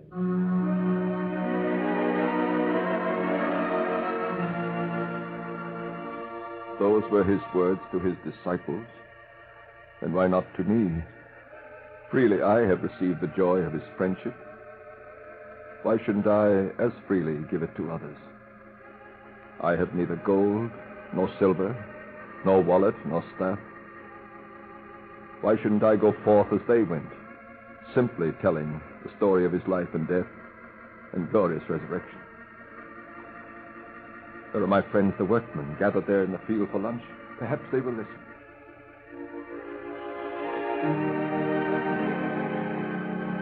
Francis! Yes? Francis! Come and rest with us a while, Francis. Have you finished your work on the church? Almost. You look happy. What have you found? Buried treasure? Yes, my brothers. I have found treasure buried where all who seek can find. Listen to our sisters, the birds. How merrily they sing. See how gaily our brother, the sun, showers his golden rays on all the world. They and we are all God's creatures. Why shouldn't we rejoice in his goodness together? What? A sermon? Keep still and listen. My brothers, you will say that there is sickness and death in the world, and poverty and great suffering. I say to you, look upon these things, too, as instruments of God's love. Sickness and suffering are things of a moment, a day, a year. They will pass and be forgotten forever in the eternal joy of heaven. What is death but the opening of a gate through which, if we will, we may pass to the presence of the blessed? And poverty. My lady, poverty. She is blessed, for she walked the paths of Judea with our Lord himself. She is very beautiful, my lady poverty, and very wise. Well she knows that the burden of many possessions hinders our progress to the realities of God's kingdom. Accept the lady poverty as your friend. Let her teach you of her wisdom. Accept her. Perhaps Francis does not realize it, but his great mission has begun. His simple words, his earnestness, the brightness of his handsome young face wins for him increasing numbers of hearers. Barefooted, with a piece of rope girding his single rough garment at the waist, he walks from town to town preaching his simple gospel of love for Christ and one's fellow men, and joyful confidence in God's goodness. 2 other young men come to join him now. Peter Cattaneo, a lay canon of the cathedral, and Bernard of Quintavalle, when they ask him what they may do to serve the Lord. It's too big a question for me to decide. God must decide for me. We will all three go to the church, and after we've asked his guidance, we will open the Bible, see what passage our eyes are led to.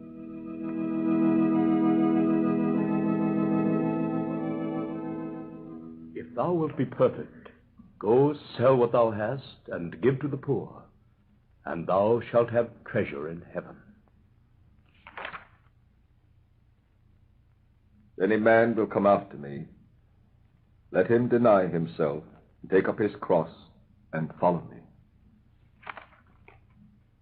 And he commanded them that they should take nothing for the journey. Brothers, 3 times have we opened the Bible, and the 3 passages make a complete whole. God has heard and... 3. But he's so wasted, so frail. Oh, you young brothers know little of our Father. It is penance and much fasting that have wasted his body. It is tears of sorrow for the sins of the world that have almost washed the sight from his eyes. His body is too frail to house the great spirit that lives within it. Soon I think that spirit will be freed of the flesh. But mind, when I speak of penance and tears, that our Father has always performed his penances joyfully and for love, and his tears have been only half sadness, and the rest joy. He is the happiest of men, our Father. And what does he do all day there in the hut, Brother Leo? He prays, and for hours at a time, while his body remains kneeling in the hut, his spirit is wrapped in close communion with God. Only the other night I went to see if all was well with him, and found him kneeling among the trees as our Lord knelt in the garden. Could you hear his words? Only a few. I stole up through the trees, and as I came near, he raised his face to heaven. There was such brightness in his face as I have never seen. I strained my ears for his words and heard him say, "Who art thou, O my most sweet God? And what am I, most vile worm and worthless servant?" It was as if the small spark of knowledge that lives in most of us had become in him a great flame, and in its brightness he contemplated and understood the infinite. Then he saw me and gently reproached me for spying on him, and I returned here. Brothers, our Father comes forth from the hut. Where is he? I don't see him. There, standing with his face to the rising sun. He doesn't see us. He's watching that great bird that is flying towards us from the east. What bird can it be? It's larger than the largest eagle. It is a seraph, such as the prophets described of old. A seraph with arms extended, as it were, upon a cross. It approaches our Father. It embraces him. He's wrapped in its brightness as in a great fire. The seraph has faded now, and our Father has fallen to the ground. Come quickly, we must go to him. Father Francis, are you alive? Yes, Brother Leo. Give me your hand. I have no strength to rise. Father, your hands, your feet, the marks of crucifixion. Speak to no one of these marks, brothers. The world would not understand. Neither do I understand, Father Francis. What is this we have seen? I have no words to tell you, brother. You have seen that for which there are no words.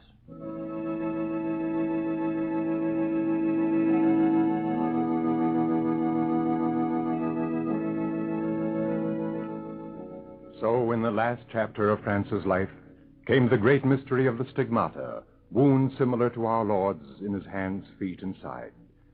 There were less than 2 years left of this chapter, years of great bodily pain, of increasing blindness, little moments of darkness before the bright light of heaven should envelop him forever. Now it is October the 3rd of the year 1226, The 45th year of Francis Bernardoni's life. The brothers surround his bed. One by one, he has given them his blessing.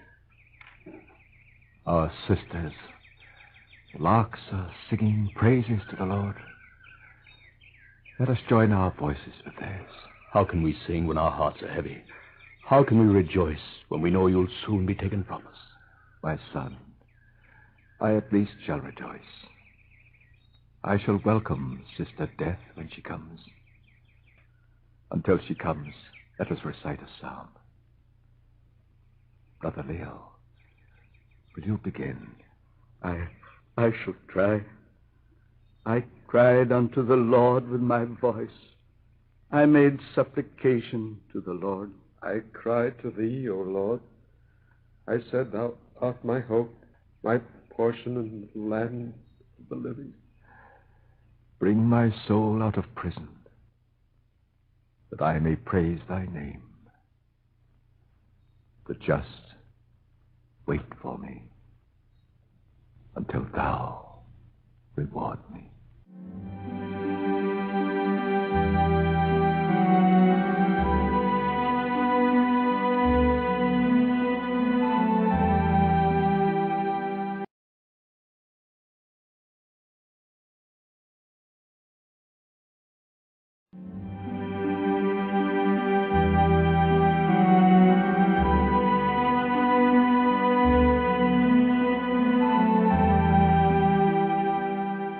Hello, this is Father Bob Warren of the Franciscan Friars of the Atonement. Thank you for listening to this rebroadcast of the Ave Maria Hour radio show. The Friars' popular Ave Maria Hour was first brought to the radio airwaves in 1939, recorded in New York City and on the mountainside grounds at Graymoor, a home in Garrison, New York. These timeless classic stories of the Bible and the lives of the saints came to life each week through dramatic reenactment by professional actors and actresses. You know, friends, Christ once said, "Do not hide your treasure under a bushel." In saying this, he meant share your gifts, share your talents. The Friars of the Atonement feel the message in these broadcasts remains as powerful and timely as when they were originally aired, and we are so happy to be able to share them with you today. To learn more about the missions and ministries of the Friars of the Atonement, I invite you to visit our website, www.atonementfriars.org. In the meantime, sit back and enjoy this rebroadcast of the Ave Maria Hour.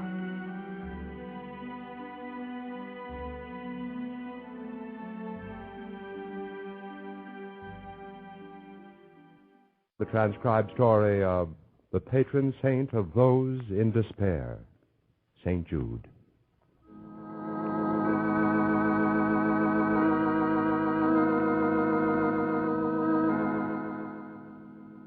Jude Thaddeus, a man we encountered only by chance, a life that touched ours only for a brief few moments. But for you who despair, listen. I remember how twilight had softened the sounds and shadows of the city of Edessa. I remember the early evening fires of the caravans lighting the hills above the river Euphrates. I remember the portico of the palace where I still worked on the portrait of Alterian. To the world, Alterian was ruler of Edessa. To me, he was the foster father who had educated me, guided me, encouraged my talent for art, and I lingered over his portrait, intent upon a flawless work. Then it began, so simply and yet so swiftly. Basil, I want to see the portrait now. But the light is poor here. Hold the lamp over there. But Alterian, in this light, Give me the lamp. Watch out, the flame! I see it. The flame burned your hand. My hand? It's turning red. My hand, it's red. But you must have felt... What did you feel? Nothing. But the skin is raw. I feel nothing now, nothing at all. Basil, why do you look at me so? Sit down here. Why do you look at my face? No reason. There must be a reason. I thought I saw a shadow across your left cheek. Why are you holding the sleeves of your robe closed? Am I? Alterian, why don't you want me to see your arms? Stop questioning me. Are there white splotches? Sores on your arm? I don't know what you mean. I think you do. Roll back your sleeve. Very well. Oh, no. I've concealed my arms for weeks. I was so sure the sores would get better, disappear. Instead, they got worse. They look so unclean. Basil, why do you move away from me? Forgive me. You don't think... You surely don't think... I can't think. I can't think at all. You're looking at me as if I were loathsome. No, Yes, you look at me as if I were... I can't say it. It's impossible. I'm not a pauper from the dirty streets. I'm a king. Alterian. It can't happen. Yes, Alterian, it has happened. The king of Edessa, the king. A leper. Why do you draw farther away from me? Forgive me. How can I blame you? You think I haven't seen people run from those creatures in the hills? Think I don't remember the tragic sound of their bell? One day Nerissa and I... Nerissa. My own wife. Basil, I'll never see her again. Nerissa loves you more than life itself. The first time in my life, I'm afraid. Oh, but you're strong. You've always had strength. What kind of strength would give a man courage to face a living death? The portrait, I'd completely forgotten it. The things that were important to me only an hour ago. Gold, silver, jewels, power. Even Nerissa. None of them can help me now.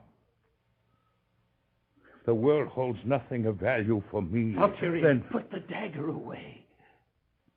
Did you think I would use it? No, I've not even strength to do that.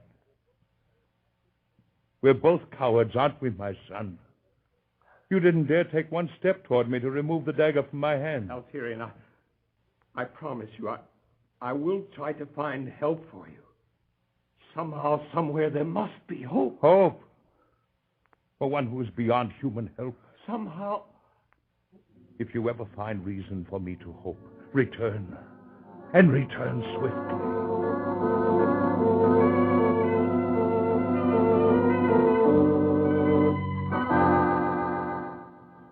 You must let me go to him. I haven't told you. You told me he's ill. If he's ill, I must go to him. Alterian is my husband. Nerissa, I beg you. Let me go into the room. If he's ill, he needs me. Nerissa, come back.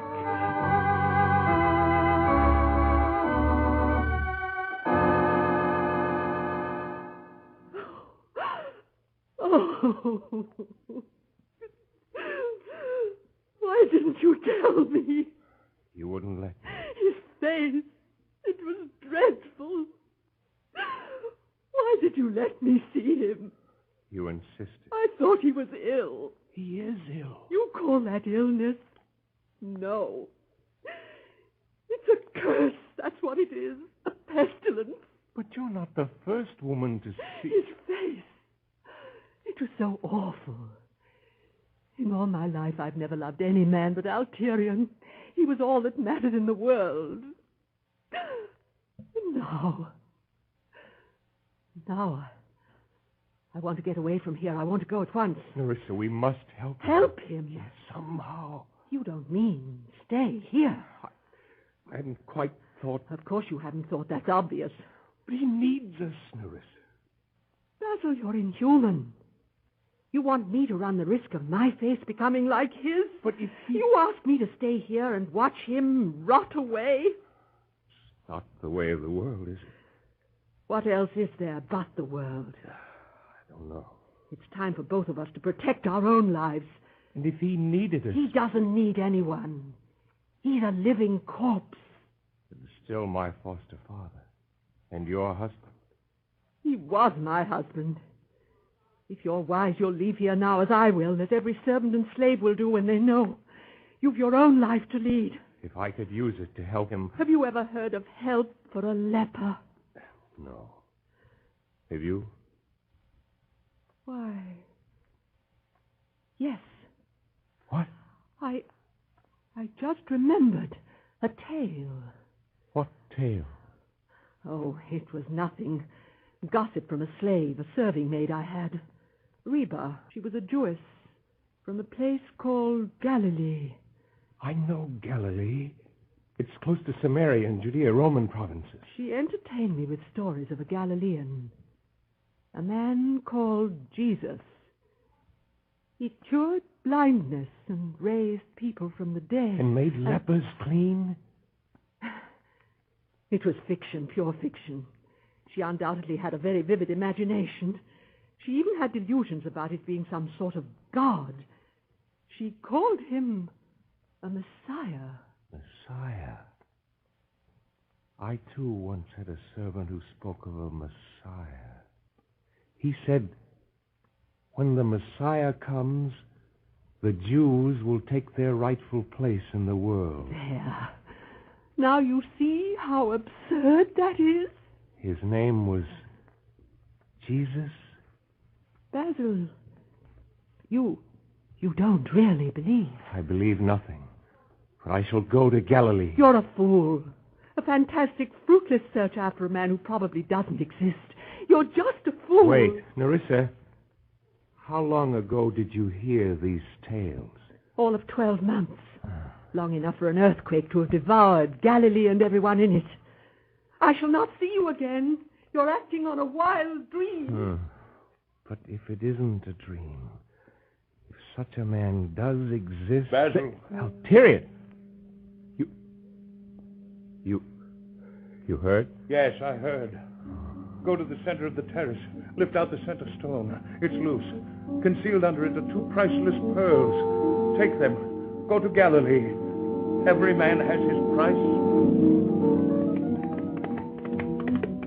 The swift hoofs of my horse beat upon the trail beyond the river Euphrates, west across windswept mountains into Syria, south to Damascus, south across the river Jordan, and into Galilee. But in Galilee I was sent to Samaria, and in Samaria I was sent to Judea. Then when I said aloud, Jesus, the Galilean, the answers were troubled and vague. By that time I had come near Jerusalem, to an inn at the foot of a hill in Bethania. The Galilean? The one called Jesus? Oh, yes, I've seen him, heard him, too. Couldn't help hearing him in these parts. Yes, then you Striking appearance. You'd pick him out of a crowd anywhere. Odd, too. Only the son of an artisan, at least that's what they say. Just a carpenter from someplace up in Galilee. Nazareth, I think it was. Yes. I never did like Galileans myself, but as I say... But you said he was here. Now, he preached here. Oh, my, yes. Stood at the side of the road, told fables with a sort of moral ending to them. Pretty good, some of them, others pretty silly. Like loving your enemies and giving up your life for your fellow man. He said that? He said a man should give his life for another? Yeah, pretty silly, isn't it? Catch me giving my life for a Samaritan of all people. Look out for yourself, that's what I say. Where could I go to hear him? Hear him? Oh, you can't hear him. Why not? Because he was arrested. That's why not. Arrested? But if he was only talking to people... And doing all sorts of other fantastic things, curing lepers. And he did cleanse the leper. 1, my dear man, 10 of them. 10, mind you. And he was creating popular disorder. That's what Pontius Pilate said. Well, And don't try to disagree with the Roman governor. And he's in prison. Prison? Why, he was condemned to death for blasphemy. He was crucified. Dead? Dead as the 2 thieves on either side of him. Oh, I've come a long way. I came just to see him. Must be very important to you. Very. Traveled many months, eh? From beyond the river Euphrates. An Easterner. Always heard Easterners have lots of money. Well, it's Too late. I could do a great deal with a few gold pieces. What do you mean? I mean what I said. A few gold pieces might be useful. Now, I always say a man who wants something bad enough will pay a good price for it. Yes, here. Take them all. Well, that's better, much better. Come outside here. Yes. Closed doors tell no tales. There. Now look down the road. Huh? You see the tall man under the tree? That's a man from Galilee, Jude Thaddeus. And he's a follower of this Jesus. Then I could ask him. Nothing. Do as I say if you're wise. Now, that short fellow over there at the well, that's Jude's brother, James. When he finishes getting his drink at the well, they'll join up. And wherever they go, you join them. Where they go, you'll find their master. But you said he was dead. Some say he's been seen alive. That's incredible. My dear man, everything the Galilean did and said was incredible. Well, there come the other followers. I'll wager they're having some sort of gathering up there. I'll go after them. But take my advice. Keep out of sight. Hug the bushes at the roadside. And that's a mighty heavy bag you've got over your shoulder. Oh, I'm an artist. I keep my drawing tablet and my materials there. Won't be likely you'll draw anything up there. Just a hill. Well, I'll take it along. And mind, don't let them see you. Yes. I'm very grateful to you. Some folks believe anything. Anything at all.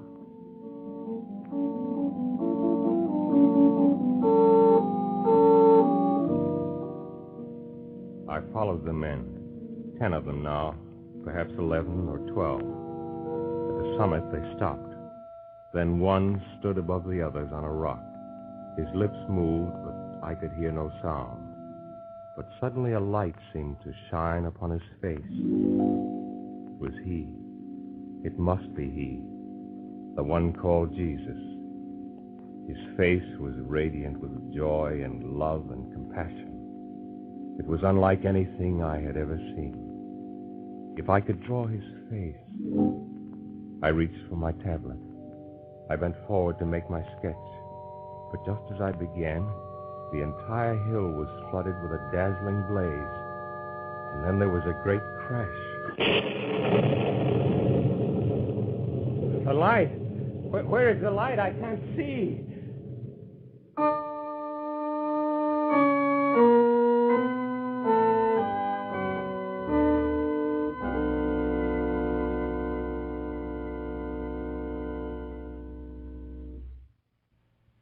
Rest, my friend.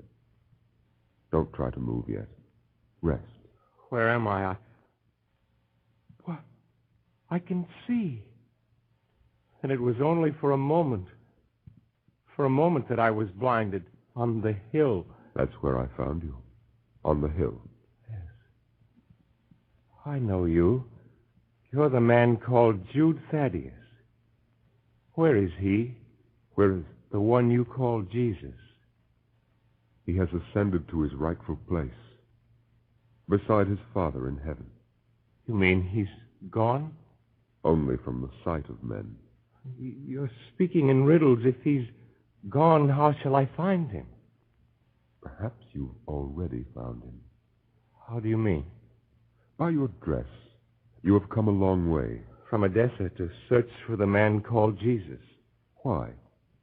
I heard that he could cure lepers. My foster father is a leper. And you believed that my master could help him? Yes. I know it now. From the beginning, I'd put my hope in him. And when I saw him there on the hill, then I was sure of it. That is how you found him. Where there is charity and sacrifice and devotion, there will he be in your midst. You still speak in riddles. If you will remain in Judea, I shall teach you the lessons of my master. But if I can't bring him to Edessa... To his followers, the Master has given power to teach, to preach, to heal. Then you will come to Edessa. Alterian will give you wealth, jewels. Here, I've pearls with me. I'll give you those. And what would I do with them? Enjoy them as any man would. For how long? A lifetime. And then? Then? That's the end. Oh, you are wrong, my friend. That is but the beginning. Tell me, is gold or silver of use now to your king? And then answer this. If he were not cured, what would help him to live through the rest of his days? Something to give him hope. But that... Oh, yes. I see it now. The man whose face had compassion in its every line, he could never leave the world. Never leave someone like Alterian without the promise of something yet to come. You have learned your first lesson, my friend. And you met me when I despaired. And you've already given me hope. If you could do the same for my king... One day I will come to Edessa. When? When I am needed. But I've told you... You have told me of a king who values the world and the things of the world before everything else. When he has prepared his heart to receive Jesus, the Son of God, then will I come. I will teach you, and you will teach him. I will teach you how it is good at times to suffer for the Master. Then a man learns to know the world for what it is. Then he begins to value the riches of heaven. He learns to die to the world, that he may live with the Lord for all eternity.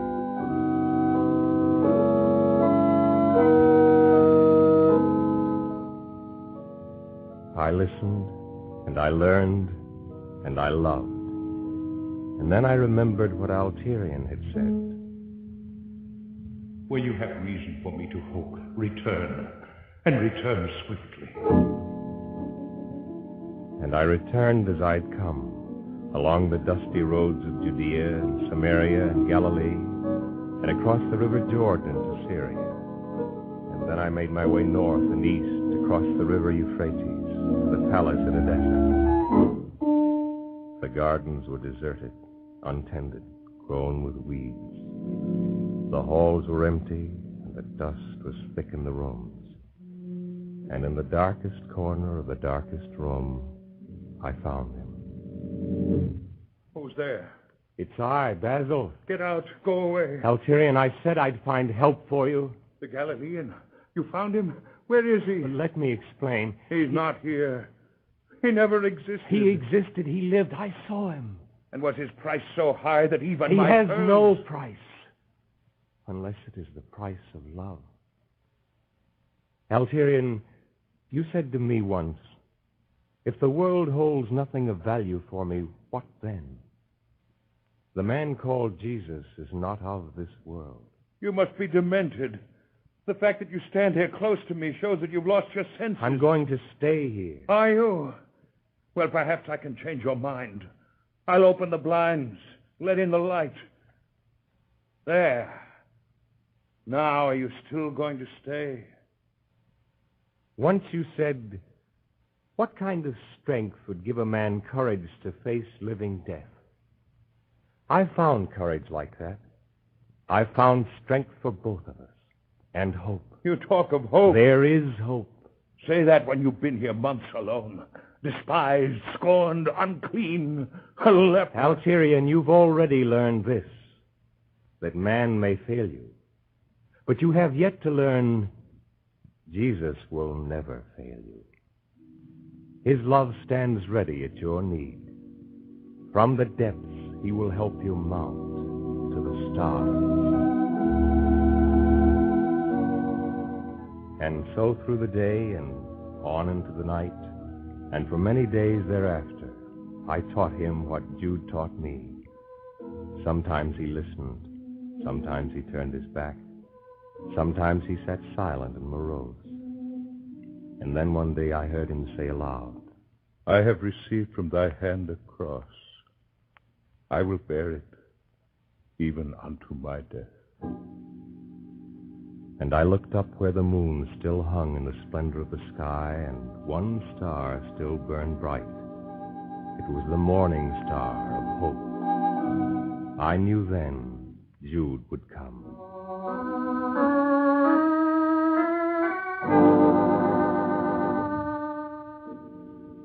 But it was I, Nerissa, who heard Jude first when he reached Edessa, and I needed most to listen to his words. I say to you then, keep yourselves in the love of God, waiting for the mercy of our Lord Jesus Christ unto life everlasting. Love not alone in word or tongue, but in deed. Go now in peace and do likewise. He was only a shabby man, speaking to a group of shabby people at the side of the road, but I stood there rooted to the ground when I heard his words. Love not alone in word or tongue, but in deed. Oh, Alterian, my husband, if only I had heard those words before. But it's not too late. It's still possible. I can still help him. And so we were together again in the palace when Basil stood before us with Jude. To Alterian I have brought the tablet, forgotten on the hill in Bethania. Basil's drawing tablet? You remember, Alterian? You remember how I told you I tried to sketch the face of Jesus? Look at the tablet, Alterian. But there's something on it. What? It's the face of Jesus. Let me see it. I beg you, let me look at it closely.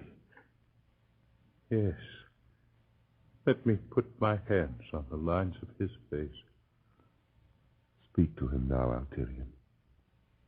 If you can live again for him, ask him to make you clean. No. I ask only that my faith may never waver, and my life is his to do with as he pleases.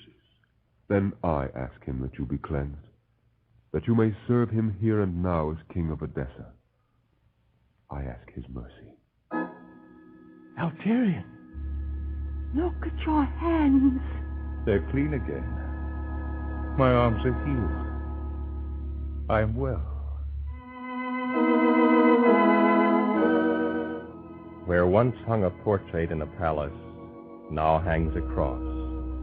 Where the people of Edessa once walked in poverty, they walk now in the riches of heaven.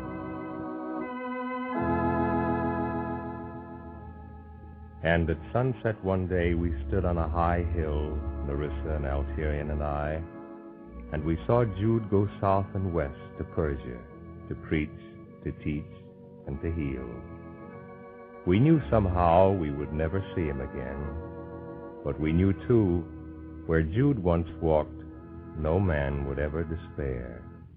Through him, to the Son of God, all things are possible.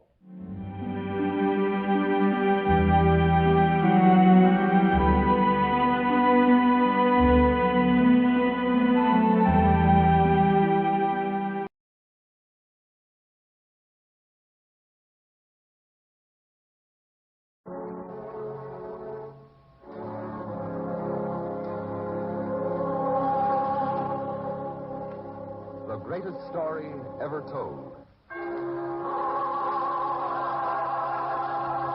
Presented by the United States Armed Forces Radio Service.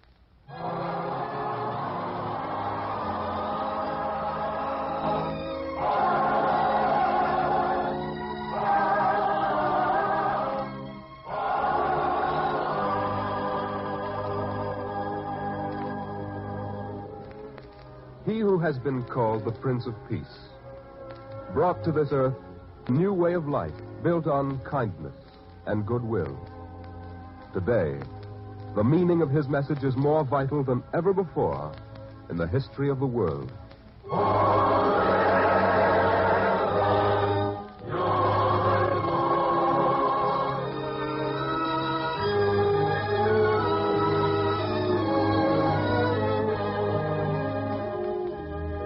The town of Bethany, On other days, a quiet, peaceful town.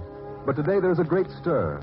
For instead of accustomed hundreds, Bethany's streets are filled with thousands of people. And they are anxious people, awed by the presence of one about whom they have heard a strange, yes, an incredible tale. Most of all, the people crowd around the temple, for he is there. And they are anxious to see him and hear him speak. Let me through, sir. I must see him. Aye, they all say the same. There are more people in the temple today than I have ever seen before. All to see him. I've heard he was actually raised from the dead. Oh, you mean Lazarus. I thought you spoke of the master. I came to see Lazarus first. If it's true that Lazarus was raised from the dead, then I want to see the master. Lazarus was dead 3 days. 3 days? And he was brought back to life? You can't disguise your wonder. Maybe you doubt, but I saw it. I believe. For Lazarus is a brother of Mary and Martha, whom I have known since childhood. I tell you, I saw it. And is Lazarus inside the temple? He is. Then I must see for myself. Make way for me, please. Oh, I'll stand aside. But people have come from Jerusalem, Bethlehem, Nazareth, from all over the land. They are as eager as you to see Lazarus and the master. I say, make way. Please, make way, please. I must see Lazarus. Quiet, son. This is a temple. Oh, yes. Which one is Lazarus? He sits up there, on the platform. Oh. It's a miracle. A miracle. More than that happens here today. The Master has just spoken of eternal life. Eternal life. Is such a thing possible? It's what he said. But there are people here who disbelieve, who question him. But they dare to question one who has raised a man from the dead? They'll try. But quiet now. The questioning is about to begin.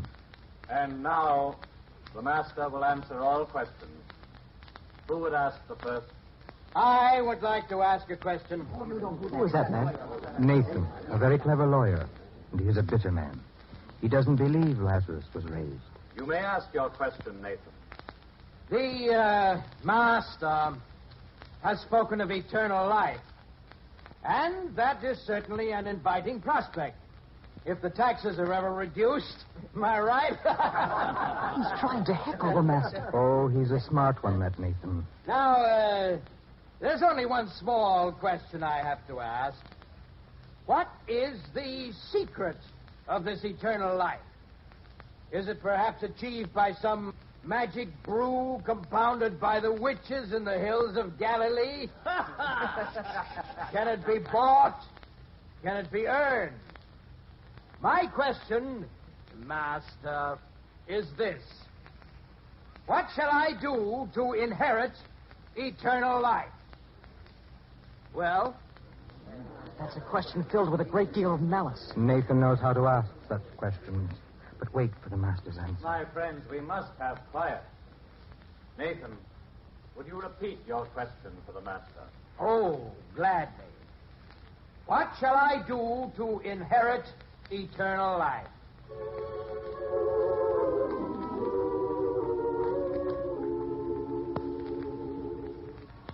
What is written in the law? How do you read it? What is written in the law, eh? Well, there's a part in the commandments which says, you shall love the Lord your God with all your heart, and with all your soul, and with all your strength, and with all your mind, and your neighbor as yourself. That's how I read it.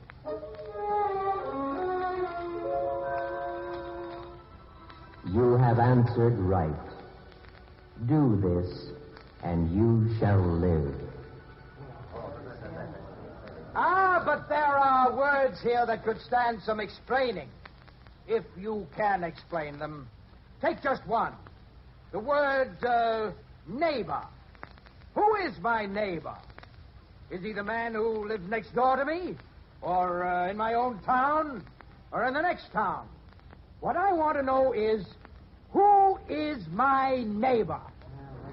You think the master was being tried as a criminal, the way Nathan cross-examines him. To some, any man with a new idea is a criminal. But the master's calm.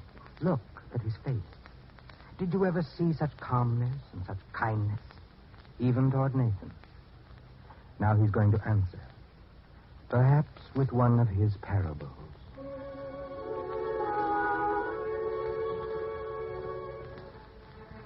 A certain man went down from Jerusalem to Jericho, and he fell among thieves.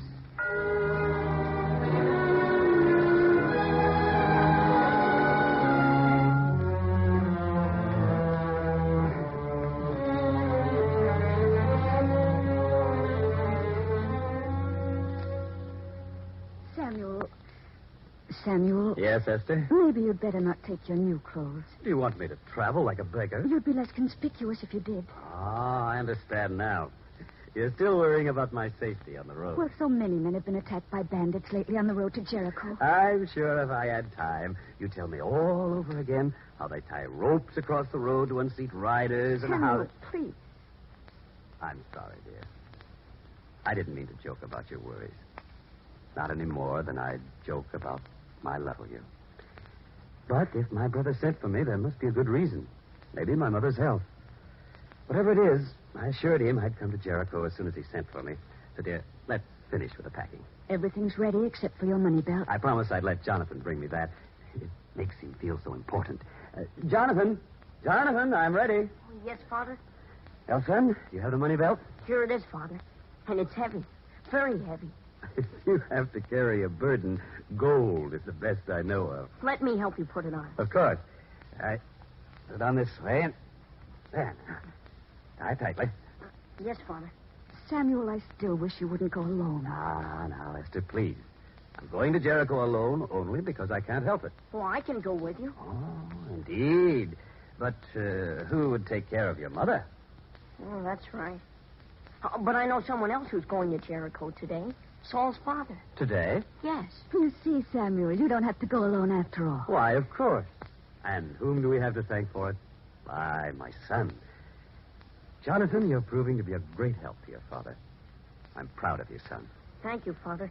But I better go find Saul's father now. Tell me, Jonathan, do you know Saul's father? Have you ever seen him? Oh, yes. He's a wonderful man. Very kind. Well, nice. It's nice to be with him. But now I'd better find out when he's leaving. Certainly, but there's no need to run. Oh, I'll have to. You see, I have to go down to King David Street to find Jonathan. Yes, Father? Did you say you were going to King David Street? Why, yes. Saul lives there, and if I want to talk to his father... Jonathan. What's the matter? Just who is Saul's father? Ephraim. Ephraim of Nablus. Of Nablus. And King David Street. Just as I thought. Of course, he's a Samaritan. Yes. Well... Is something wrong, Father? Is something wrong? In heaven's name, son, don't you know about the Samaritans? What do you mean? I don't ever want you playing with Samaritan boys. Is that understood? But why? Why? Well, for one thing, Samaritans are dirty, shiftless people. Well, Saul isn't dirty. Besides, they're not to be trusted. But, Father, Saul is an honest boy. He never cheats at games. Jonathan, will you listen to your father? Yes, Father, but can I even ask why? Well, Samaritans are traitors. 500 years ago, when the Babylonians invaded our land, it was the Samaritans who collaborated with them, who ate at their tables and even married their women. 500 years ago? Well, then you can't blame Saul for that. He's a Samaritan, and it's in their blood to be cheating traitors. Father. Yes, Jonathan? What you said about their blood, it's not so. And what do you know about such things, may I ask? Saul and I, we made a pact of friendship. I cut my hand and he cut his, and we mingled blood. It looked the same, his and mine. A sacred pact of friendship with a Samaritan. Esther, did you hear? Please, dear. Now, I've heard everything. Jonathan, you may leave the room, but before you go, promise you will not play with any Samaritan boys again. But, Father... I said promise. Father, please. Saul's my best friend. Promise. Yes, sir. You may go now. I can't get over it, Esther. What's happened to the boy? Is that why I work so hard? Give him the best of everything so he can associate with Samaritan boys? Please, Samuel, don't think about it now. You've got a dangerous journey ahead of you. Samuel. Yes, sir. Would it really be so bad if you went with this Ephraim of Nablus? Esther, I'm surprised. I'm sorry. I only thought of your safety. After all, who would see you on the road? Oh, you can't tell about things like that. Some important merchant might see me. The word would get around that I associate with Samaritans. It might ruin me. I'd rather risk it alone than be seen with a Samaritan. And now I'd better go. I've already put a skin of fresh water and some cheese and bread in the camel's saddlebag. And here are your clothes and the gifts I got for your mother and brother. Good. Samuel, take care. And on your way, stop in at the temple to make a sacrifice. And pray. Don't I always do that? Now, goodbye, dear. You will take care. Of course. I'd better go now. Samuel, haven't you forgotten something? Forgotten? What we always used to say when we parted. The Lord keep watch between thee and me. While we are absent, one from another.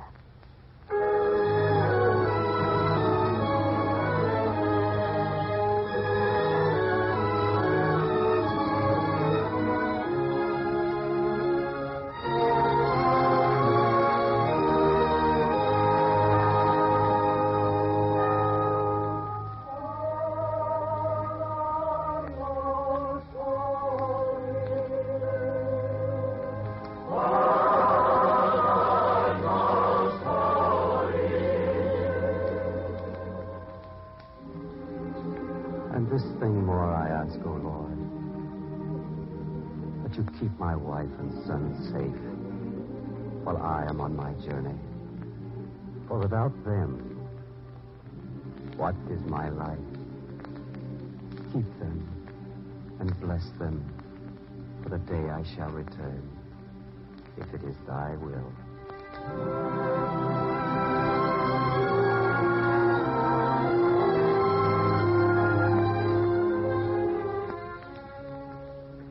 And may your offering find favor with the Lord, so that he grants you a safe journey.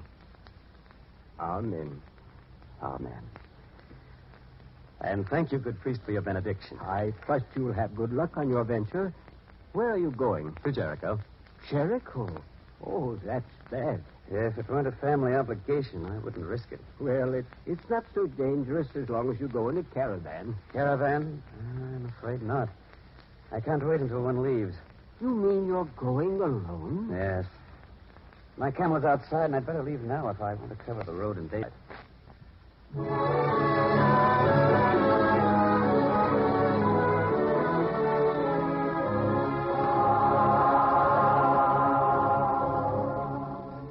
Keep a sharp eye to the road, Simon. I'm watching, Ahmed.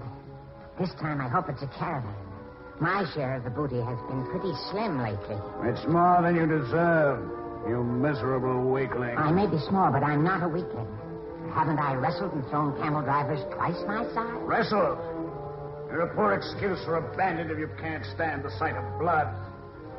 Give me a man who can kill with pleasure. When you start talking that way, I pity the next travelers who come along this road. Just keep a sharp watch. A bandit without a taste for blood. Sometimes I think I should work alone. By yourself. Wait, Ahmed. The traveler is coming on a camel. See? Off there. We'll stop him where the road curves. Let's get moving.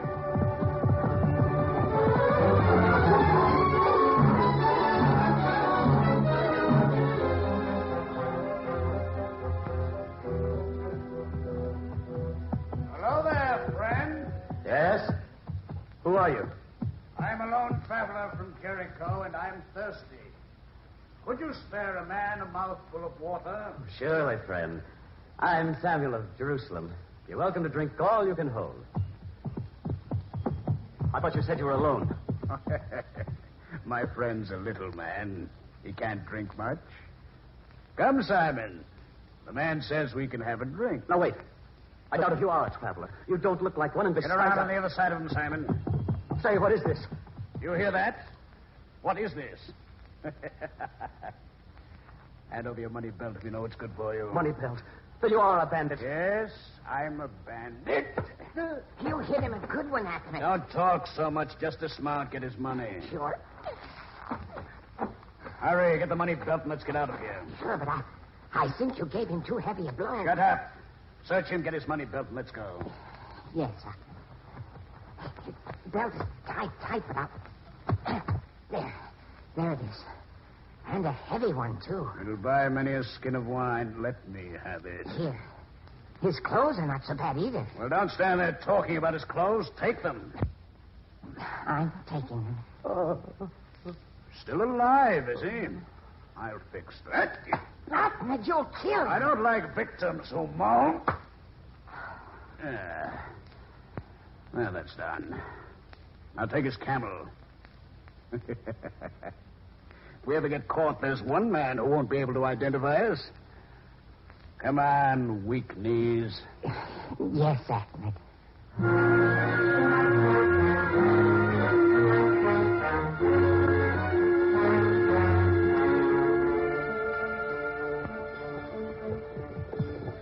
Help! Someone help me. I'm a traveler who's been attacked by bandits. Ah! Who is it out there in the darkness? I'm by the side of the road. I've been badly beaten. Help me. And endanger my caravan. I'm carrying taxes for the king from the temple. If you're from the temple, surely you'll help me. It's your duty to man and God. I can't stop and risk the gold. But I'm dying. Help me. At least give me some water, please, please. Don't stop, drivers. Get your camels moving. We must get away from here.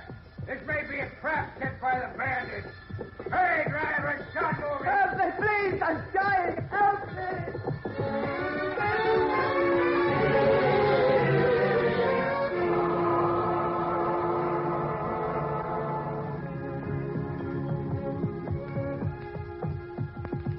Another caravan. If I could only get up. Help! Help!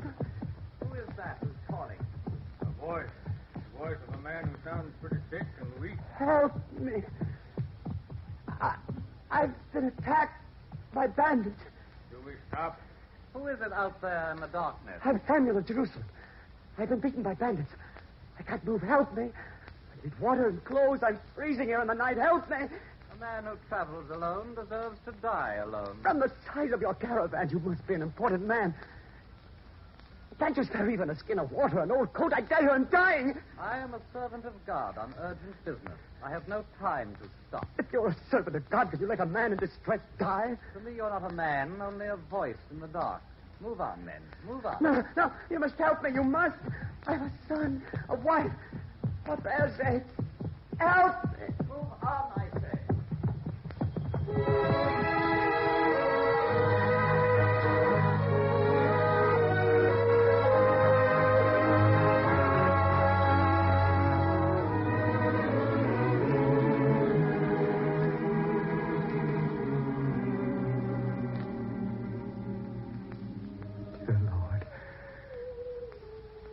What is to become of me? Am I to die out here on the road? Isn't there anyone who'll stop to help me? My wife Esther and my son Jonathan. Won't they ever see me again? Or even know what's happened to me? Oh, dear Lord. There must be help somewhere. From someone. Who's coming? Who is it? Help me. Help. Who calls out there? I'm a traveler from Jerusalem, attacked and beaten by bandits. Help me. Help me. Pass the camel. There's a man in trouble. I'll help you, friend. Here, let me... Oh, he's fainted. Oh, maybe dead. I'd better give him some water. Here, friend. Let me lift your head. Now, think.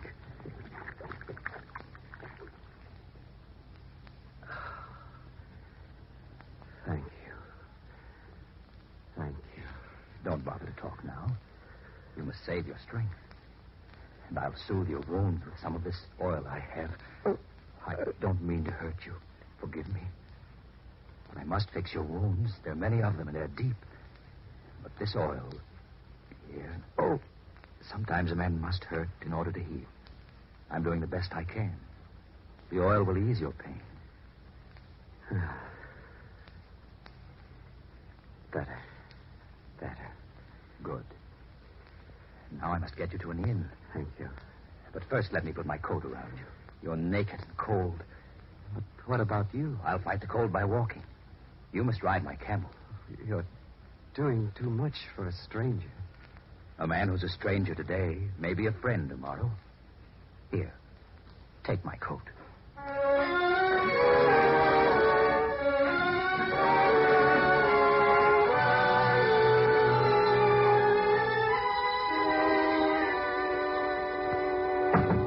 Innkeeper! Innkeeper! Who's knocking this time of night? I have a traveler with me. He's sick. He needs a bed. All right. I'll open up.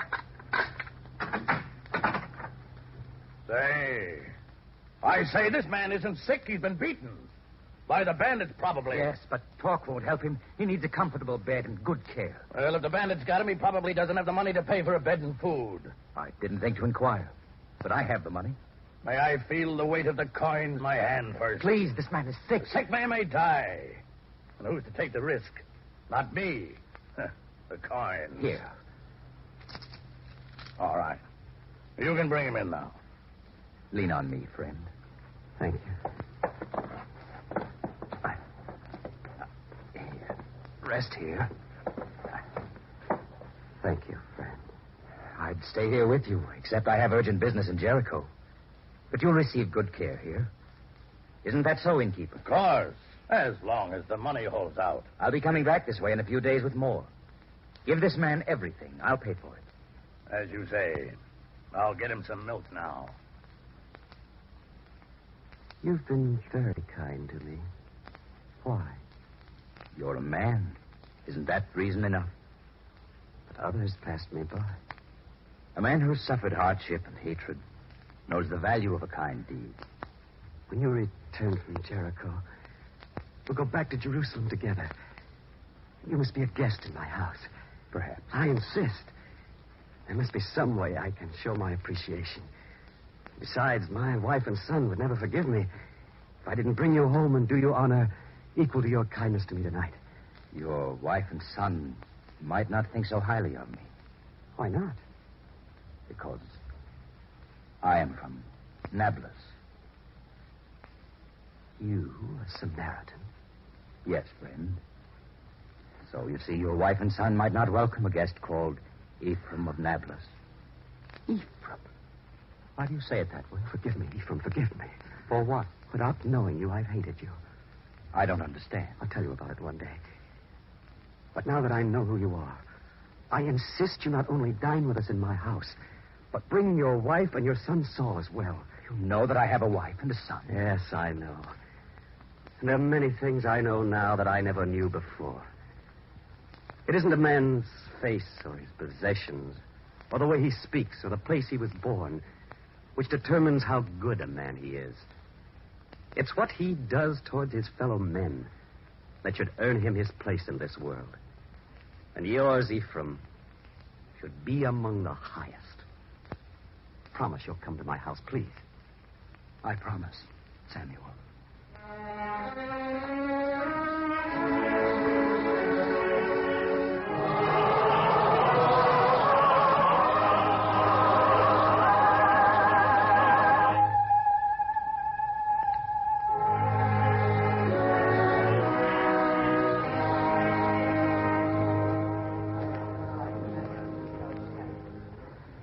The master spoke wisely. Yes. And now Nathan looks humble and meek. Not defiant as he did before. Wait, the master's going to speak again.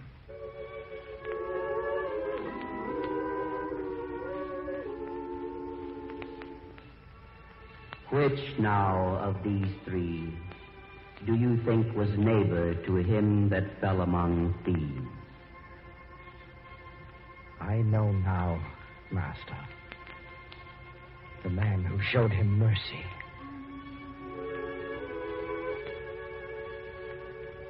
Go thou, and do likewise.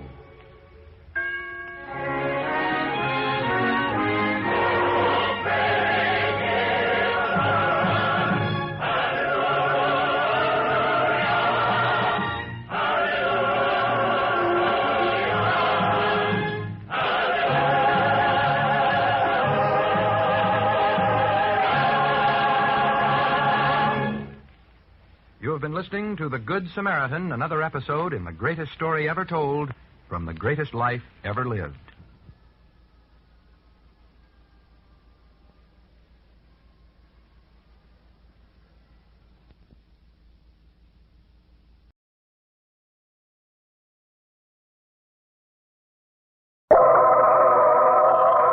The greatest story ever told.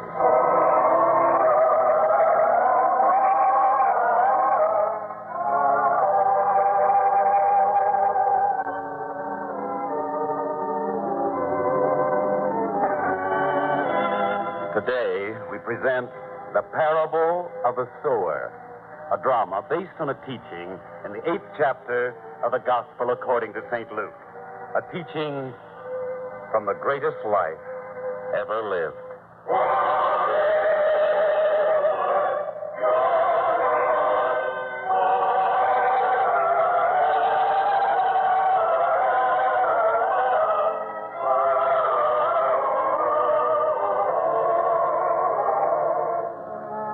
In ancient times, the swiftest form of travel was to be found in the beautiful and majestic Roman galleys which moved across the glistening blue waters of the great sea. Yet the Roman galleys were nothing more than slave ships. And below their decks, there was no majesty, no beauty, not for the men whose backs power the oars and who spent their lives chained to their benches. And even when such a vessel was anchored in port, these men remain below decks, prisoners of their chains. So it is now that in the port which served the city of Rome, a galley rides at anchor. And we find 2 galley slaves straining to see what they can of the great city from their place below decks. Reuben, can you see anything through the oar vent? Well, Samuel, when I bend over this way, I can see. Well, what does Rome look like?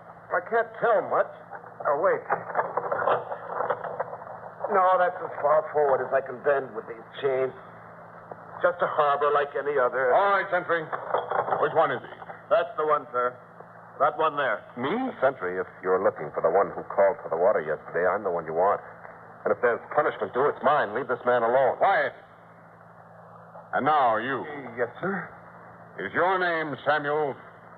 Are you from Cana, the province of Galilee? Yes, sir, I am. All right, Sentry. Unlock his chain. Sir, what is it? What's going to happen to me? I don't know. I get orders and I carry them out. You're wanted on shore. Come on, Sentry, take off his chain. Yes, sir.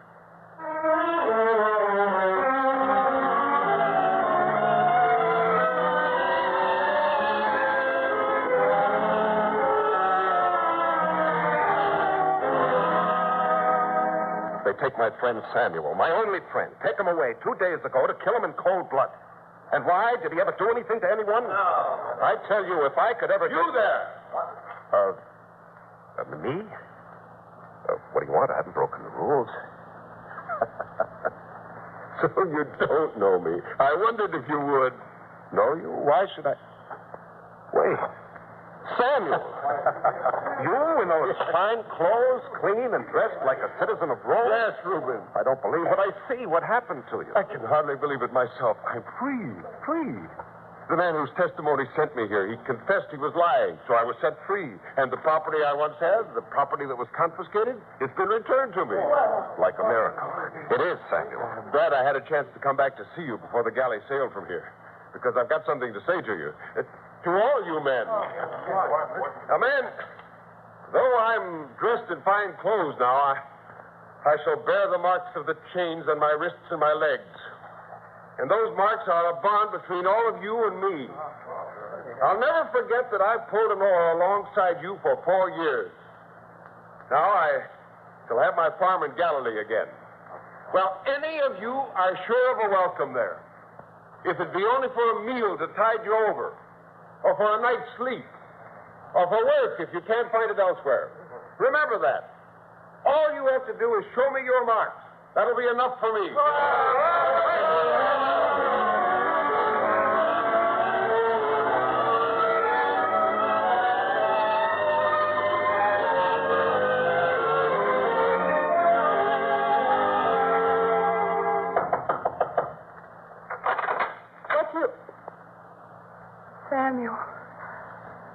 Samuel, you're back at last. And it was your doing, Deborah. I know it. Oh, Samuel. Except for you, they would have forgotten about me. Though I were innocent, I would have died in the galleys. All that is over now. You must forget it, all of it. It may be over, but I will never be able to forget it. I'll remember every scar and how I got it. It's not easy to forget such a living death. Samuel, there's one thing you must promise me now that you're back. That you will not hate. That you will forgive everyone who was involved. Even the man whose lies sent me to the galleys? Even him. It is not possible. Samuel, listen to me. While you've been away, a wonderful thing has happened here in Galilee. A new teacher. A new prophet. Yes, a Messiah has come to us. A Messiah? Yes, the Messiah. And as soon as you are rested and have regained your health, you will go to hear him teach. But through him you will find a way to forgive even that man whose lies sent you to the gallows. Oh, Deborah, within myself, I couldn't find willingness to forgive any of them. But because you say it's possible, I will believe it. For without your love to sustain me, without your faith to give me strength, I couldn't have lived through all this. We shall go to hear him teach, because you believe.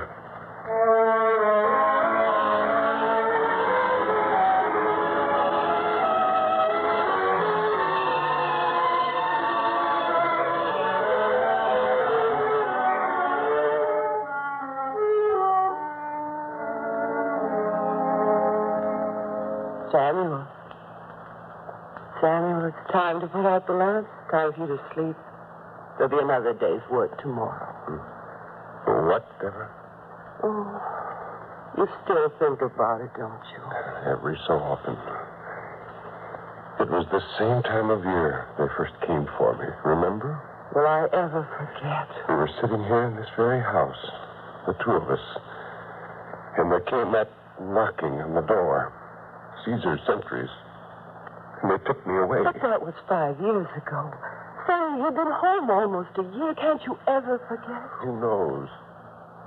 Every so often I get to think... Deborah. No. No, Samuel, it can't be that again. I'll open the door.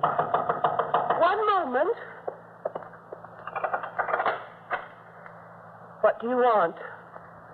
Does a man named Samuel live here? Yes, he does. Well, tell him that Reuben is here. Reuben! Oh, how good to see you again. Come in, come in. Well, you see, Samuel, I have friends here with me. Well, bring them in, all of them. Deborah, these men were my friends in the galley. Food, all the food we have for them. Come in, friends, come in. The house is yours.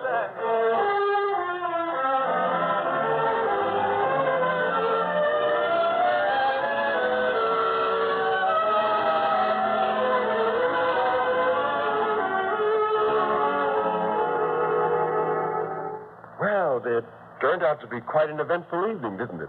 Such hungry men. You would think they had not eaten in weeks. Believe me, it did my heart good to see them eat the way they did.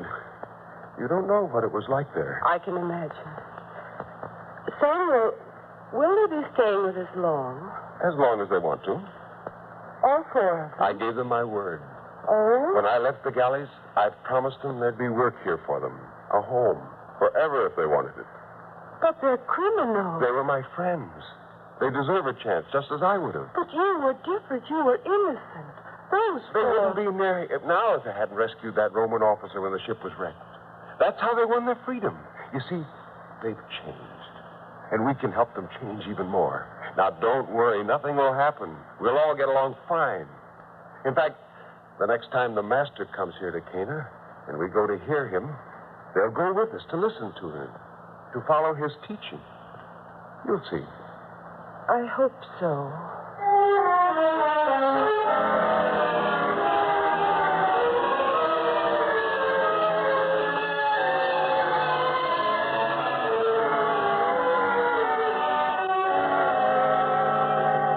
May I have a little more yet? That's delicious.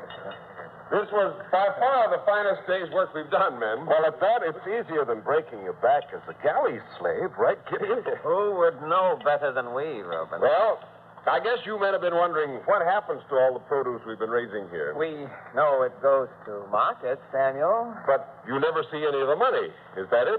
It's not our place to ask questions. Is it, man? Well, I know good work when I see it. And I know deserving men, too. So tomorrow we're having a bit of a holiday here. Holiday? Yes, the master is coming to Cana.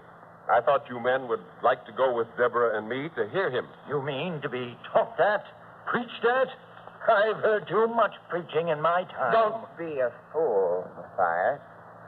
Of course, we'll all go. Good. For it will give you the chance to go into the town, too. And that's where the money comes in.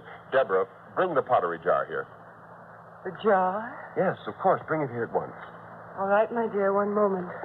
Each of you is to have some money. When a man gets to town, he finds things he'd like to buy. I want you to have the money you'll need. Oh, that's very kind of you, Samuel. But don't think it's necessary, after all. Your kindness is reward enough for us. Here, Samuel. Ah, thank you. Now, let's pour out some of these coins. Wow. That's quite a bit of money there, eh, Samuel? Enough. And now for the shares. Reuben, thank you. And yours, Gideon. Ah, thank you very much, Samuel. Far more than I deserve. Matthias. Thank you. And Ezra. Thank you very much, Samuel, and bless you. No need to thank me. Any of you would have done the same. And now, Deborah, you can put the jar back. Yes, Samuel. Well, friends, tomorrow we rise a little later, and then we set out for the town. Good night to all of you. Good night, Samuel.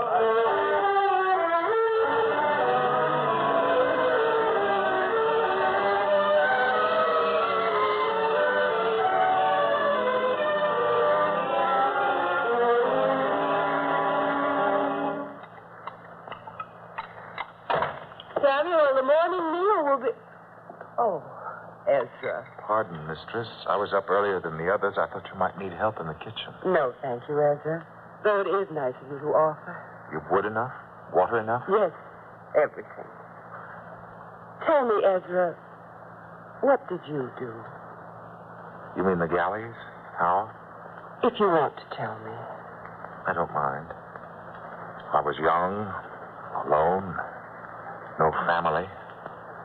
I worked when I could. When I couldn't, I stole. That's how. Oh, I see.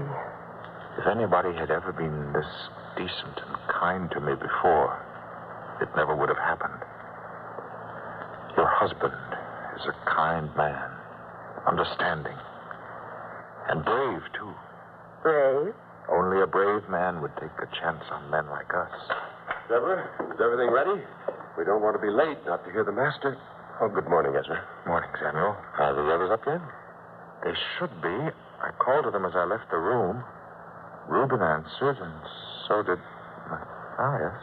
What is it, Ezra? I just thought of something. There wasn't any answer from Gideon. Well, maybe he was still asleep. I'll go find out. I'll go. What's the matter with him, Deborah? I don't know. But he did seem upset. Where could Gideon have gone? Why should Ezra be so worried about him? I don't know. I'll find out. Ezra! Ezra! Gideon!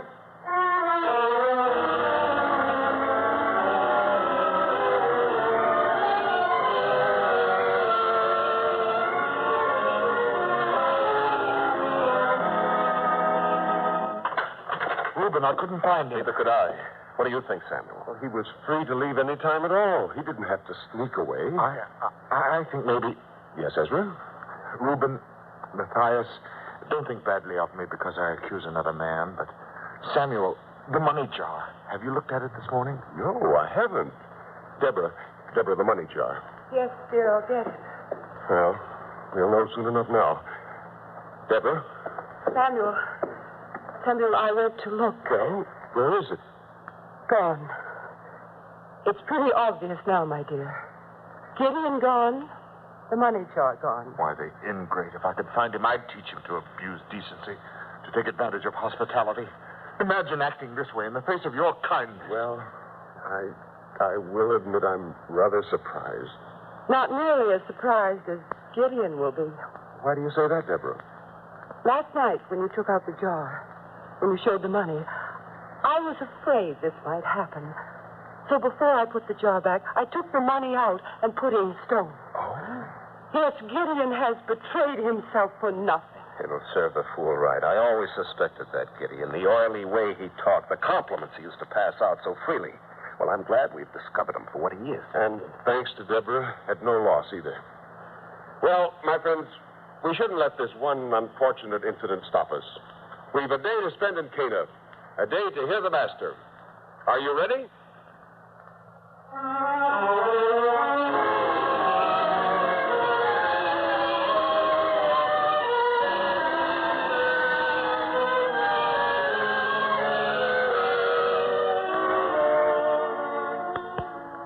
Samuel, Deborah, I've never heard such teaching before in all my life.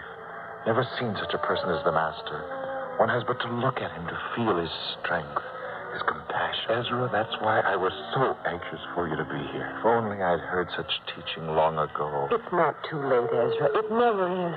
For the Master forgives those worthy of forgiveness. But wait. He's ready to speak again.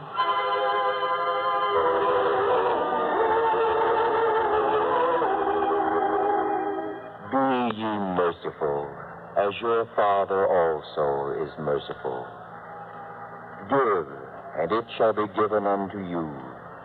Good measure, pressed down and shaken together and running over, shall men give into your bosom.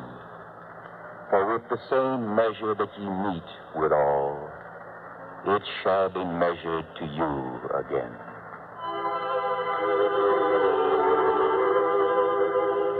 Well said. Very well said. And now, Ezra, I think that's all the teaching for this day. Oh? For the master stepped down from the rock where he stood. The teaching is over, you're sure? Yes. See, the crowd disperses. Well, we must get back before dark. Yes, dear, we should hurry. It's almost dusk now. Matthias, I'm ready. And Reuben? Reuben? Why, he's not here. But he was here. I saw him before. Then I became absorbed in the teaching and forgot about him. If we wait for him, we'll have to travel most of the way in darkness. And we brought no torch with us. Yes, my dear. Well, perhaps he remembered something he wished in the marketplace and went back to buy it. He'll find his way home. We should start out now. Samuel, do you think that perhaps Reuben went back to the house by himself? You mean he wasn't feeling well? I don't mean that. You think? Oh, no, Deborah, not Reuben. Why, he's my closest friend. In the galleys, we were chained to the same oar for 2 years. I only thought... You mean because Gideon turned out that way? Well, that doesn't mean we'll have to suspect Reuben, too. Come on, we'll all start home and hope that Reuben catches up with us on the road. Come.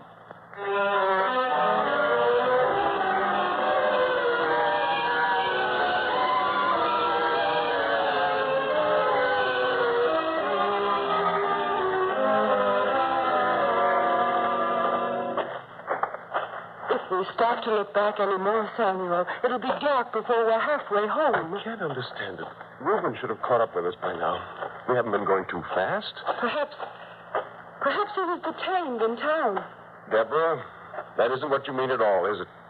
No. Well, I tell you you're wrong. I'd trust Reuben with anything I have. Now, we'll just walk a little faster. Not that I'm worried. I just want to get home before dark, that's all.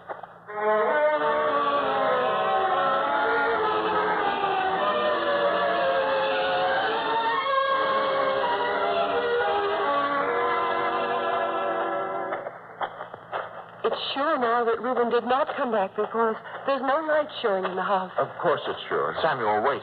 Yes, Ezra? When you left the house, you did latch the door, didn't you? Of course. Why? Well, perhaps it's too dark for me to see well, but I think the door is open. It's moving back and forth in the breeze. Isn't that the door? It is.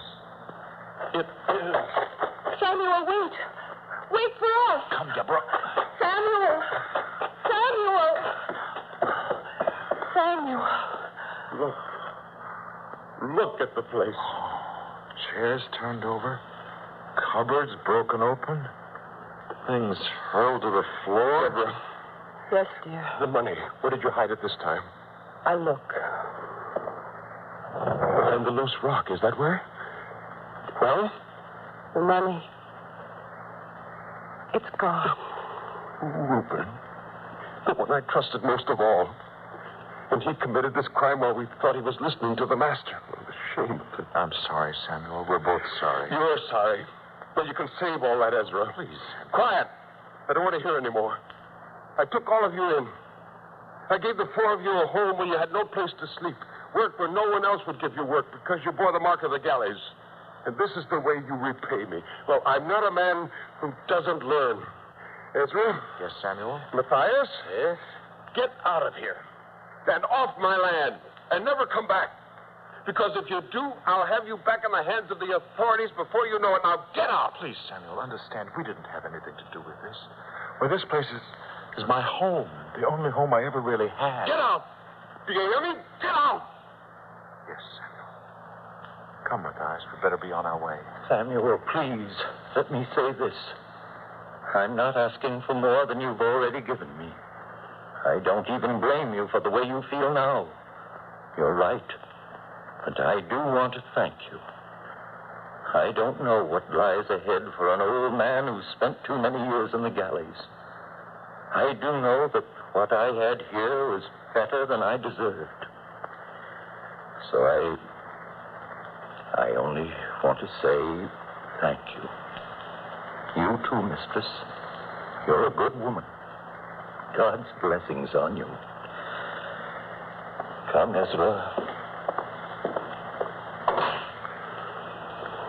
Samuel, I didn't like to see those two go. What's the matter with you? First you suspect them all, now you're taking their side. Why? Because it wasn't their fault. They didn't steal. They didn't use our home to betray us. Still, I want no part of any of them anymore. But you've just heard the master teach. Surely this wouldn't be his answer. How much can a man stand before he strikes back? I gave him a chance. I know you, Samuel. You have a conscience which will trouble you if you decide later that you did wrong. The master is here in Cana. We could go to his camp this very night and speak to him. I won't go. Please, Samuel, for your own peace of mind, come with me. Ask him. Well, not that I think he'll change my mind, but to please you, I'll go. Because I know you love me and think only of my good.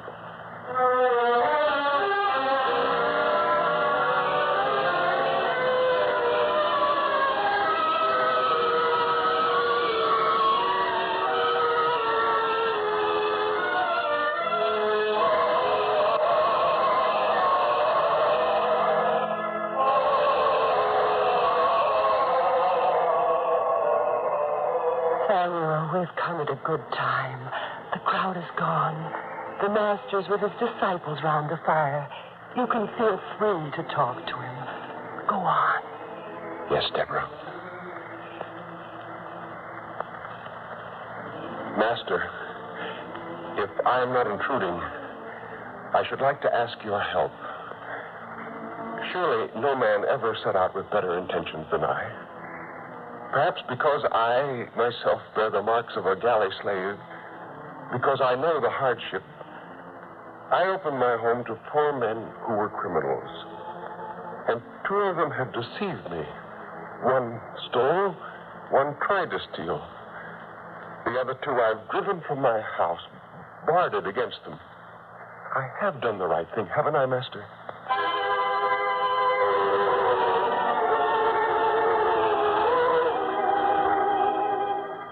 A sower went out to sow his seed, and as he sowed, some fell by the wayside, and it was trodden down, and the fowls of the air devoured it. And some fell upon a rock, and as soon as it was sprung up, it withered away because it lacked moisture. And other fell on good ground, and sprang up and bare fruit 100-fold. Master, what has a sower of seed to do with me? The seed is the word of God. Those by the wayside are they that hear. Then cometh the devil, and taketh away the word out of their hearts, lest they should believe and be saved.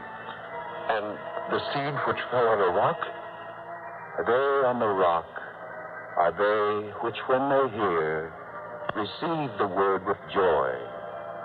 But these have no root, which for a while believe, and in time of temptation fall away. And the good ground, which are they? That on the good ground are they which in an honest and good heart, having heard the word, keep it, and bring forth fruit with patience.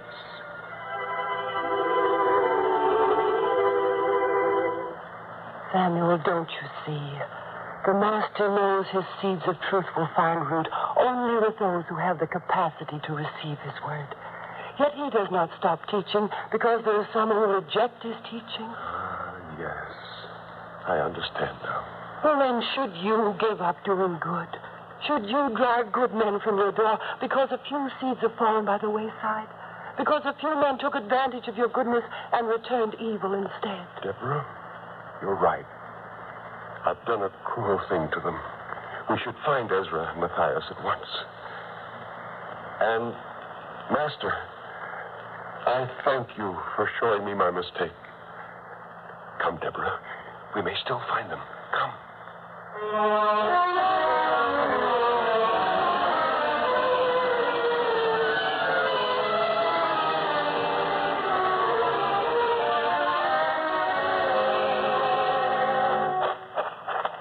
Surely they would have taken this road. I think so.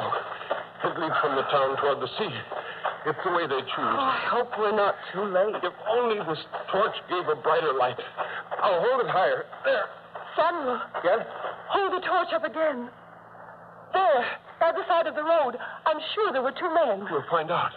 Ezra! Matthias! Do you hear me? They've stopped. Ezra, is that you? Yes, Samuel. We took nothing with us. You can search us if you like. Wait, Ezra. I haven't accused you of anything like that, have I? What do you want with us? To tell us once more that we were thieves, that no one will ever trust us again? I don't blame you for feeling bitter, Ezra. Nor you, Matthias. I'm an old man. I've seen everything and learned to expect anything. Now let us go in peace. No, wait. Listen to me. The fault was mine. To expect perfection where even the Master does not expect it. Because two men betrayed me, I withdrew my kindness and friendship from all four of you. Because Reuben and Gideon repaid good with evil, shouldn't have blinded me to the fact that my kindness did find root in the two of you. Can you forgive me for what I said to you, for driving you away from my house? Would you come back with Deborah and me? Would we? Matthias, what do you think? Oh, it would be home now, Ezra. Home. Yes. Samuel, we will go back with you. Good. Good. Did you hear that, Deborah? We're all going home together. Together.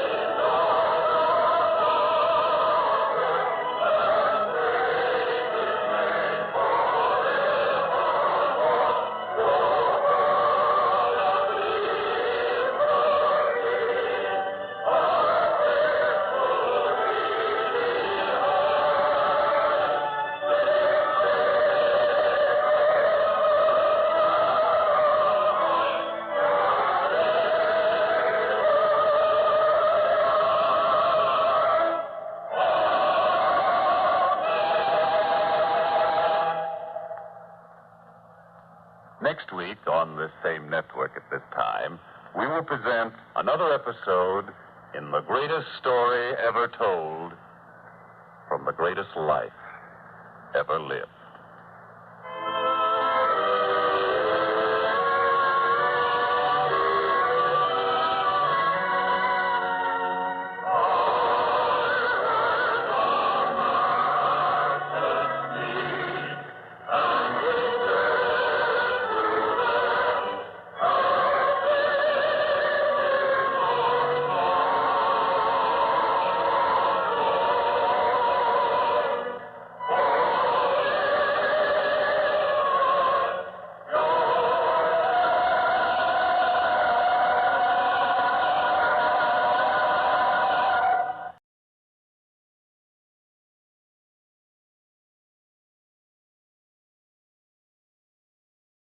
This is the BBC Home Service from Scotland.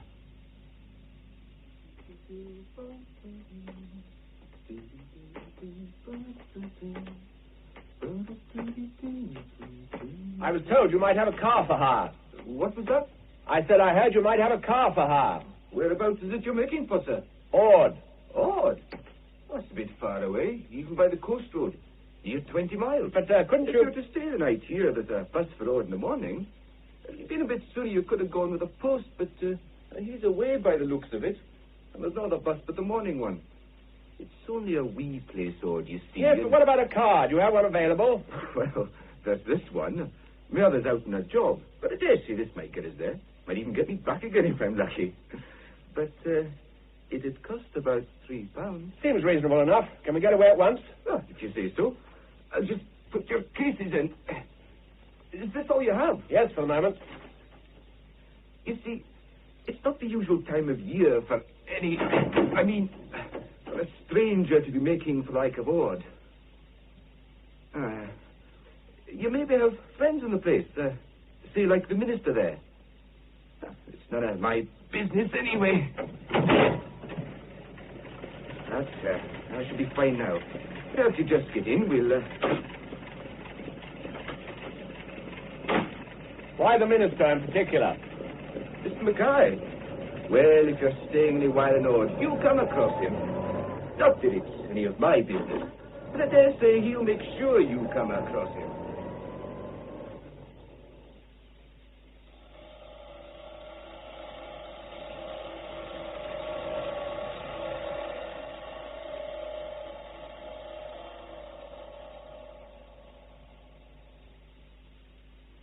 We present The Devil's Minister by Alistair Mayer. The Devil's Minister.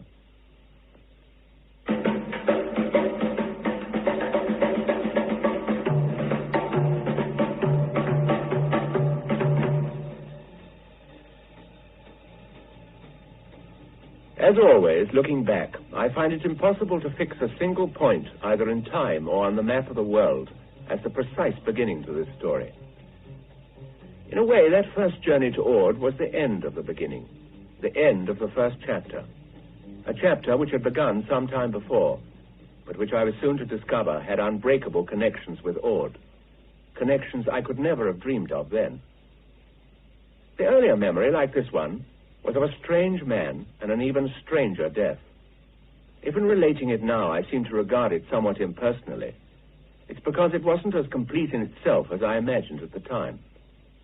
I see it now almost as a warning. It was some 2 years before my journey to Ord.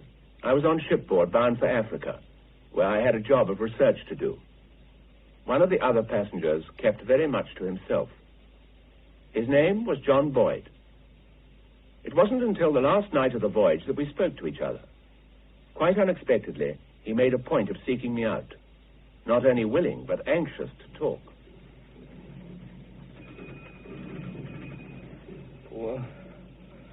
What do you know about me? Well, you've told me your name. Well, you know a lot more than that, though, don't you? I don't know anything about what you are, but I think I may know a bit about how you are. Tell me. Whatever it is, it seems to have happened only since we've come near Africa. At least it's only since then that I've noticed it. Noticed what exactly? I don't know if I can be exact. It's a strange look in your eyes. Doesn't seem right in a face like yours. Put it down to nerves. I wouldn't say you'd be prone to nerves. Yes, I suppose I should expect an anthropologist to use a more impressive word. So you know a bit about me. Yes, I know a bit. More in terms of fact, probably, than you know about me. You did a lot of work on the Kasai about 10 years ago. Then the Spaniards put you in Jug without a visa. You turn up in Kasaka a couple of years later after some cockeyed trip from the White Nile, when any sensible man would have flown. I never claimed to be sensible.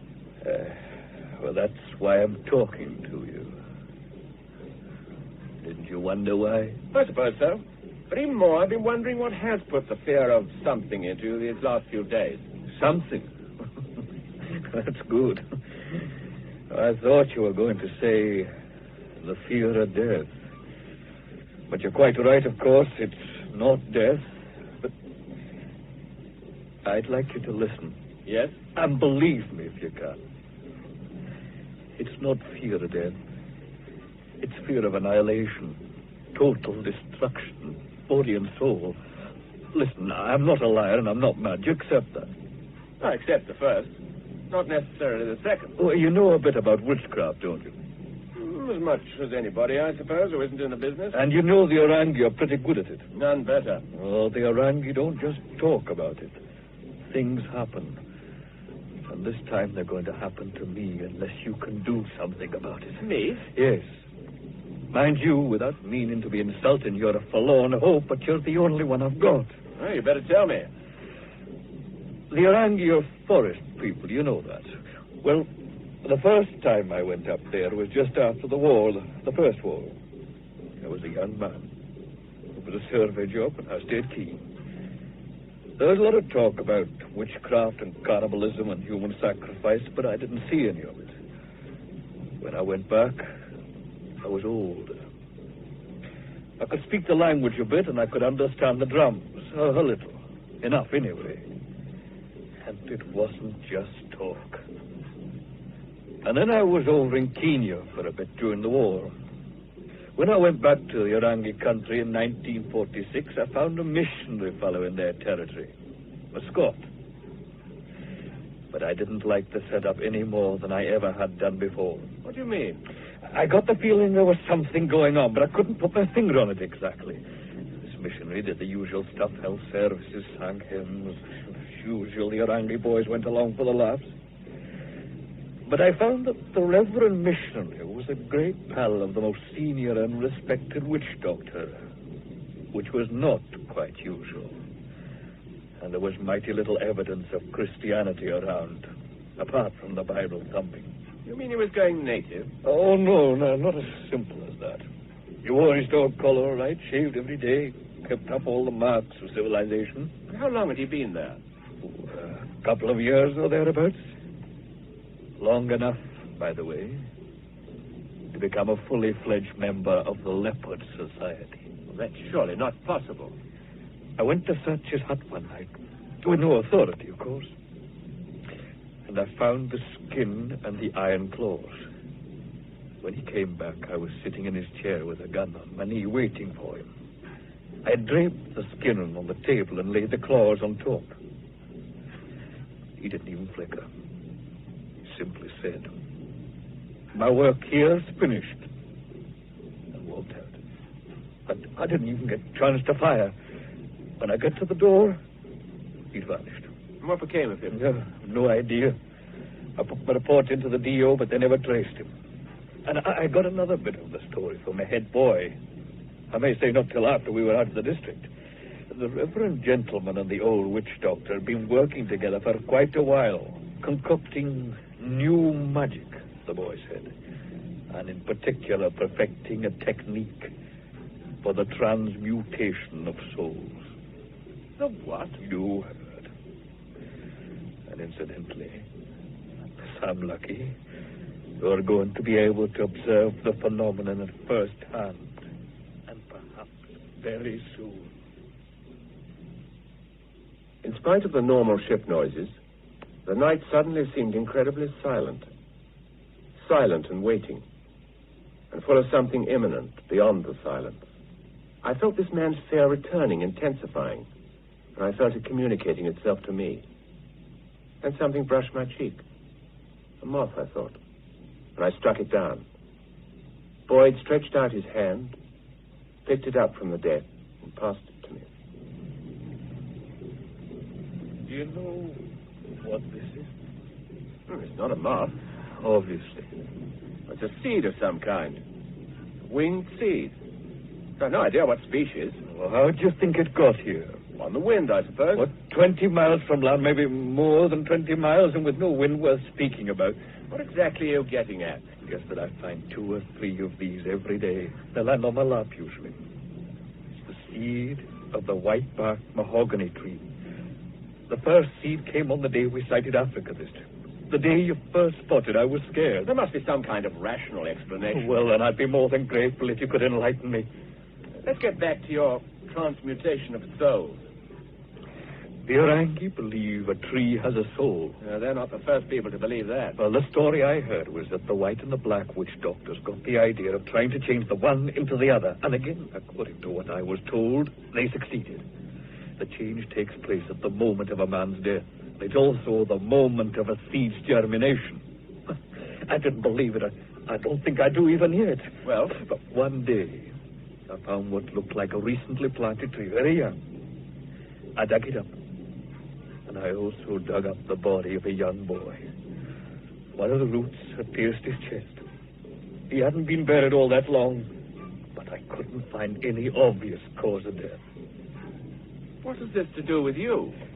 A few months before I went on leave, I was up there again. There was trouble then. The drums were going every night. But the real trouble came just before I left. A road was to be put through, and their sacred tree was slap in the line of it. But I wanted the road to go round it, but the engineers wouldn't listen.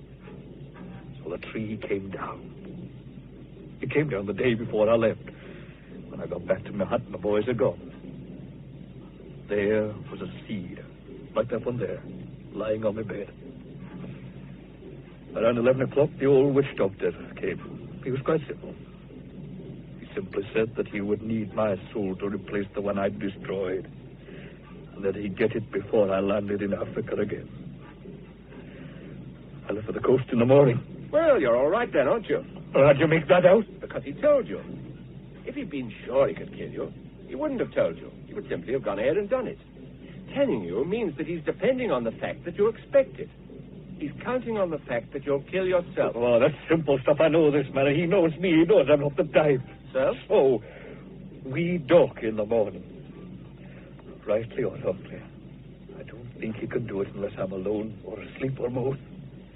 And that's why I want you to stay awake and talk to me, to be my shadow right up to the moment when we go ashore.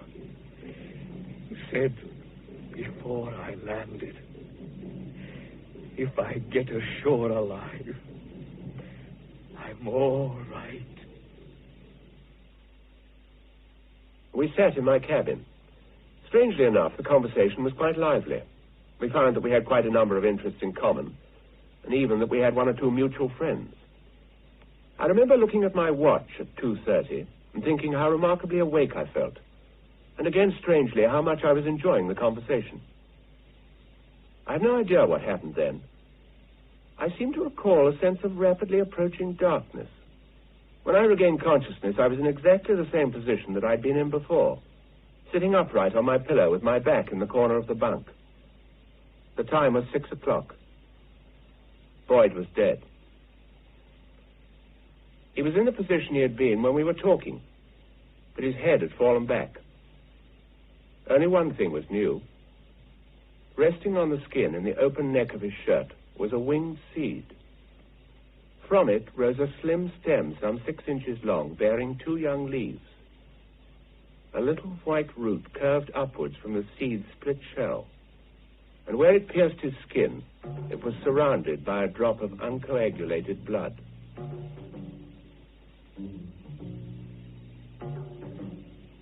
About all this, I offer no explanation. I merely record what happened. And I do so because of the connection between that death and the other story I feel compelled to tell. The reason for my going to the Highland village of Ord was part decision, part accident. I never had a permanent home. My parents had died while I was at university. Then I went from there into the army. And since the war, I'd spent nearly all of my time overseas on various projects of anthropological research. But now, for the first time, I wanted to find a home. The easy explanation was that I had a book to write about my research work. But I also had a deeper feeling than ever before of wanting to settle down. You're looking for what, Mr. Collins? Well, I've described it as well as I can. Not a cottage, not a castle. Somewhere northwest on the coast. I suppose near a village. But the quieter the better. You have a job. Sporting estate, yes. Sweet cottages for weekends and holidays, yes. Now, I know all about that, but... I couldn't tell you Glenarvok Lodge, I don't suppose. 38 rooms in the usual office. No, thank you. No, I didn't think so. I dare say the roof will have to come off it, too, like all the rest. I'll keep your requirements in mind, of course, but it might take a while. Well, would it be worth taking a trip further north? Inverness, perhaps? Well, if you've time, why not?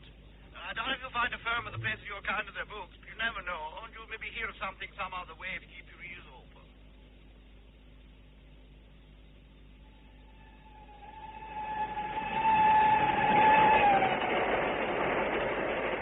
Yes. Running well up to time? Grand countryside. Oh, yes, sir. It is, yes. Oh, not reading, are you? No, I've finished a chapter. Yes, marvelous countryside. Well, the sea, for one thing, and the hills. The storms you get on the coast can be pretty fantastic. But there's something else, I don't know. A sense of age and mystery, somehow. You probably think I'm talking nonsense. Oh, no, not at all. I agree with you. Memories of the Picts and all that. Mind you, I'm a physicist, not a poet. But I can still talk about mystery, though. Well, look, you know a bit about radiation. Well, 100 years ago, no one knew anything about it. Nonsense, said of sense. But it happened. Well, if that can happen, invisible rays and such like, then there's no saying what else can. Well, we have to accept the possibilities at any rate. Naturally, I shan't quibble with that. You've been to Caithness? No, not too far north. Talking of mysteries, there's telepathy, for instance. A man can be made to act in a certain fashion without knowing why. He simply receives a message and acts on it without understanding it. Well, that's magic. Well, it's magic to you. Nuclear physics is magic to me. It all depends what you mean by magic. Yes, I suppose it does. We're almost at Inverness. You saying that? Overnight, possibly. Oh, here, then I'll help you down with your case. Oh, thanks. You got a hotel? No, Well, try the Regal. Good, is it? Yes, pretty small, but they do quite a good breakfast.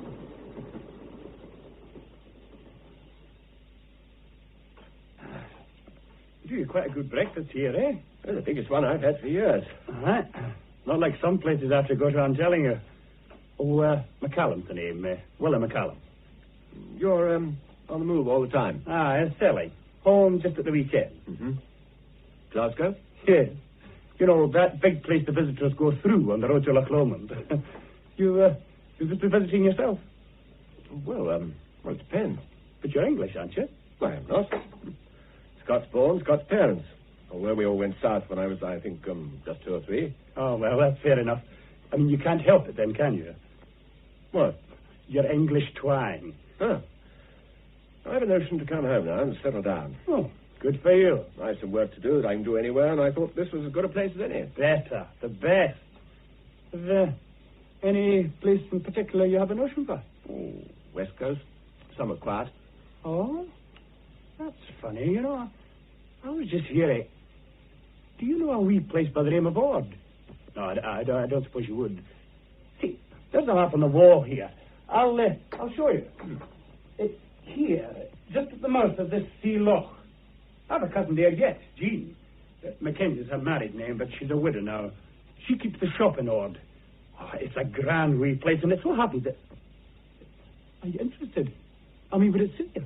Well, I don't quite know yet what you're talking about, do I? Oh, that's true. I'm getting carried away a bit, but I was just wondering if old McQueen's house would be too big for you. Well, I still wouldn't know, would I? McQueen was a lawyer in Glasgow, but like my father, he came from Ord originally. He retired and went back up there when his wife died. Now, Maggie, a cousin of Jean, you know, Mrs. Mackenzie. Maggie was old McQueen's housekeeper. But the old man took a shock at the new year, and he's in a nursing home here in Inverness. I doubt he'll never get back to our poor man. But I wonder, is the house too big for you? How big is it? I suppose there'll be 3 rooms anyway, down the stair, and maybe 4 bedrooms up the stair. It's quite a big house, but... Well, it sounds as if it might be all right. Is it for sale? Oh, it'll not be for sale. But if you were to ask about it, they might sell it. I don't quite understand the distinction. You wait till you've been living in Ord a few years. You'll know the kind of thing I mean. Do you think this house is worth going to look at? Well, I think if you want it, you could get it. Maggie's got the keys. How do I get that? Good for you. Man after my own heart. Now, see you not offer more than about 1,500. And you could do a lot worse than take Maggie on as a housekeeper. She's a grand cook. And tell Jean I'll be looking in when I'm round that way in May. Now, mind out, not more than about 1,500.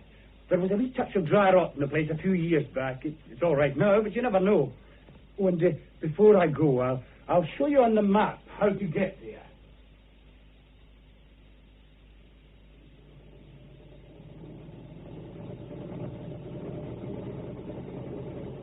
We're nearly there. About another couple of miles. I was thinking, do you have anybody to stay with for the night? Well, no, I've never been here before, but I'll surely manage at this time of year to find a room at the hotel. No hotel? Well, surely there must be something. Well, a few of the folk take visitors in the summer, but I doubt they'll not be looking for anybody just now. I should have told you before, but I was thinking you must know somebody in the place. Well, is there nowhere at all you can think of? Well, if there isn't, I'll just have to come back with you. Still, that would be an awful waste of a journey. Right enough, they would maybe take you in at the lodge, although by rights they don't open till Easter. That's the place they call the guest house. In the old days, it used to be a shooting lodge. Then a man called Cameron bought it. Well, is it in the village? Well, about a mile out, up the back road. Near enough.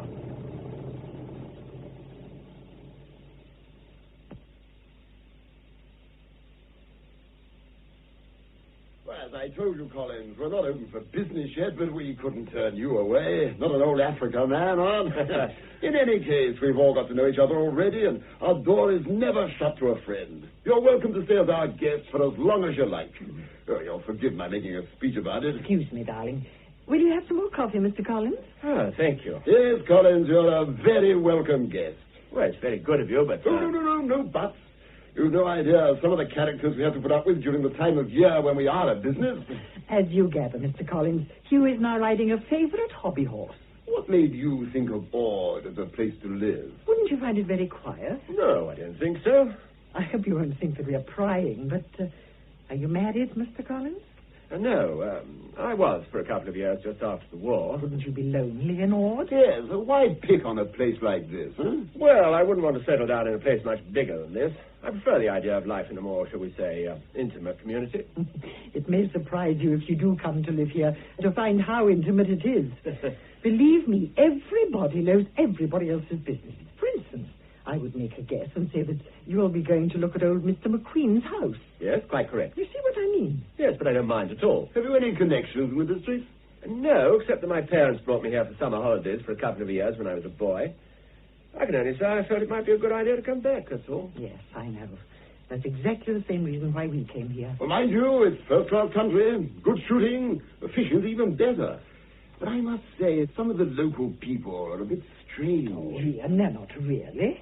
They're just a little wary about strangers. Well, Collins, I've been here nearly 10 years, and they still treat me as if I were a foreigner or something. Darling. Of course, they're very nice, very well-mannered, all that sort of thing, but it's difficult to feel any sense of real contact with them. Well, don't let him put you off. Oh, no, good heavens, no, I wouldn't want to do that. And I assure you, we'd be extremely glad to have you here in the district. There aren't so many people people of one's own type, if you know what I mean. People one can talk to. There's Morrison, the doctor, lives on the other side of the village. He's quite sound. And there's an excellent chap called Jimison, writes about fishing and, nature, that sort of thing, Very well-educated fellow. That's about the lot. Somebody mentioned a minister to me. What about him? Good God, no. He's a dreadful creature. Well, he's very strict, certainly. Strict? Oh, Preaches nothing but hellfire and brimstone. Well, I went along once. Sermon lasted an hour and a half, and nothing but hellfire all the time. Dreadful business. And, the even more dreadful thing is the man has power. We're all dead scared of him. It's his daughter I'm really sorry for, I must say. She's such a nice girl. If she'd any guts, she'd go away. Darling, it's impossible for her to go away. Her mother's dead, and there's no one else to run the manse. Why can't he get a housekeeper? You know very well that on his stipend he couldn't possibly afford it. His stipend's more than he's worth. I still say she should get out. Damned unhealthy business for a young girl like her, cooped up the way she is. It would break her father's heart. He's terribly fond of her. A strange kind of fondness. And I don't believe he's got a heart. Well, I must admit I don't go to church very often, so I'm not likely to see much of him, which from what you say is probably just as well. Oh, believe me, you'll see him all the same. You'll make quite sure of that.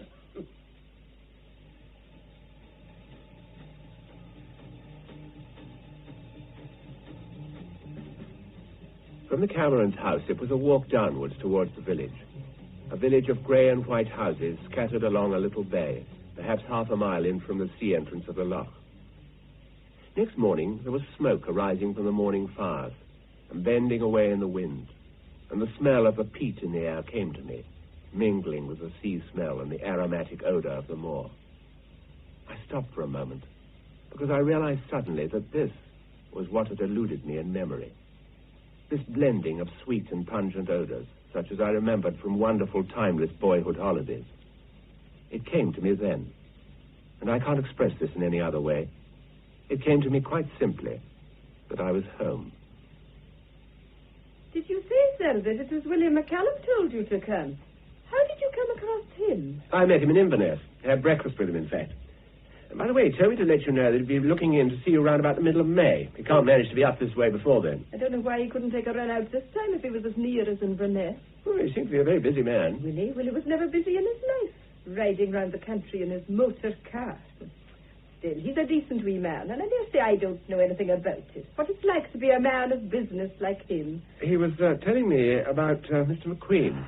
Oh, the poor soul. It sounds as if there's to be no betterness for him. He was a fine old man. No trouble at all, as Maggie's always said. It's a shame, right enough. Willie was saying it might be a question of the house for sale. They'll have a job selling a place the like of that. There aren't many folk who'd want a house that size in a place like this. I was wondering about it myself, as if you hadn't guessed. Well, I dare say Maggie will be quite glad to show you round, if that's the way of it. Well, there's maybe one or two corners you haven't seen, but that's most of it. It's a great credit to you, the way you've kept it up. Well, of course, I was always hoping he'd be back, but it's not to be, seemingly. And it's a shame about the garden, too. There wasn't much I could do about it. Well, it could soon be put in order again. It was always a good garden. You'll be out of a job if Mr. McQueen doesn't come home yet. And right enough, they're not easy to come by, but... I could be giving Jean a hand in the shop. It would be something. If the house is for sale... I don't think there's any doubt about that. Well, I'd like to buy it. And I'd like to ask you to stay on as housekeeper. Oh, but... well, would you not be wanting somebody younger? No, I'm asking you. And not just out of politeness. Well, there's no sense in me saying it wouldn't suit me, Mr. Collins, for it would. I'd be thankful for the job, and... well, I would hope you wouldn't be sorry for asking me. I've no fear of that. And let's both hope the sale of the house will be as easy to settle as our bargain. The client is worried about how little is to pay for a house. McQueen's lawyers are perfectly happy about the offer I made in your name and accept it as fair to both sides. Well, it just seems so ridiculously low for I've no doubt the same house here in Edinburgh will be worth 4 or 5 times more, or in London 10 or a dozen times more. But where it is, if you don't buy it in a couple of years, it might be worth nothing at all. So content yourself. Now, when are you planning to settle in? Well, late summer, I suppose. As soon as I can make arrangements about furniture, decoration, and such like. In fact, as far as I'm concerned, the sooner the better.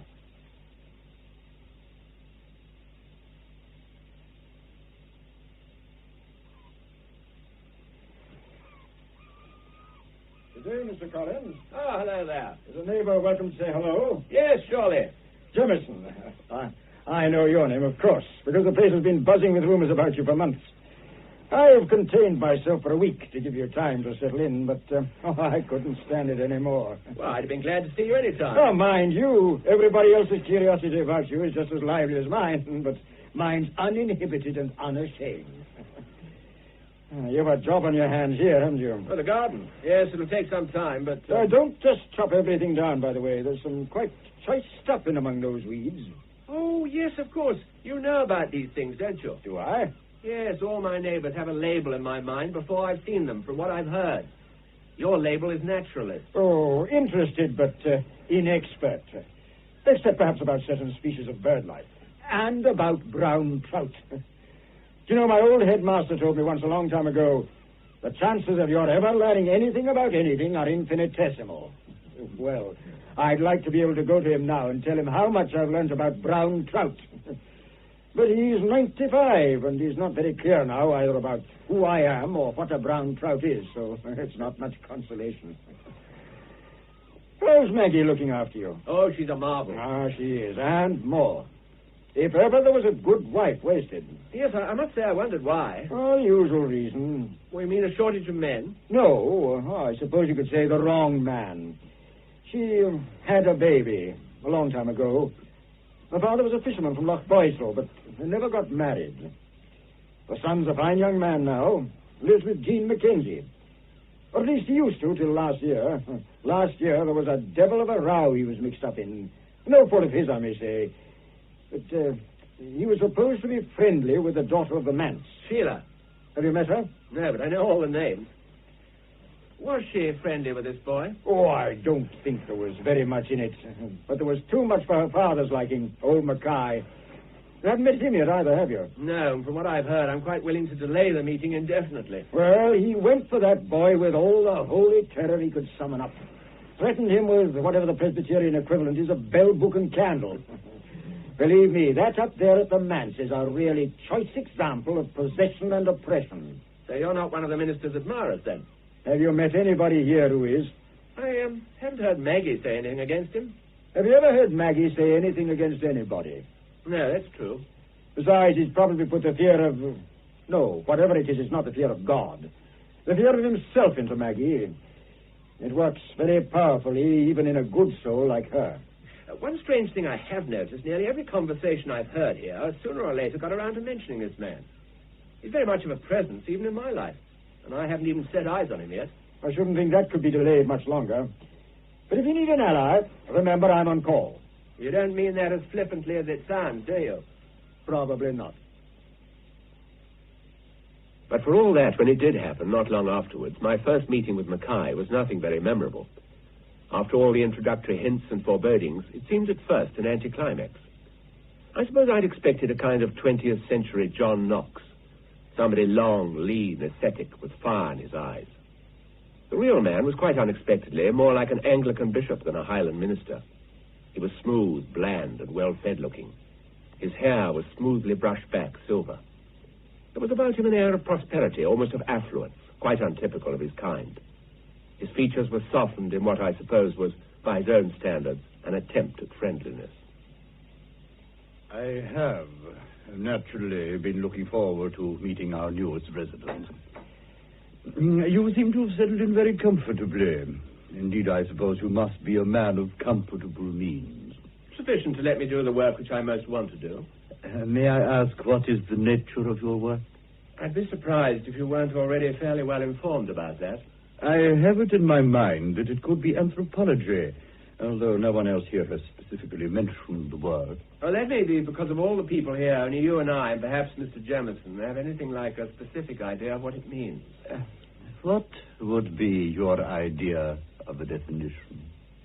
The study of my fellow man in relation to the societies, groups, clubs, fraternities, or if you like, tribes, within which he behaves and identifies himself.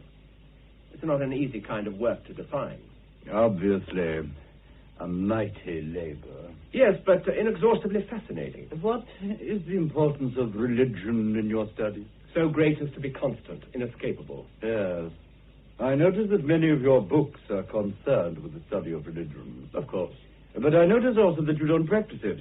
I have not seen you in my church, not even yesterday, the day when, as you must have known, you could have received Holy Communion. May I ask why? For one thing, because nominally, I'm an Episcopalian. I could even say that your orders are not really regarded by my church as valid.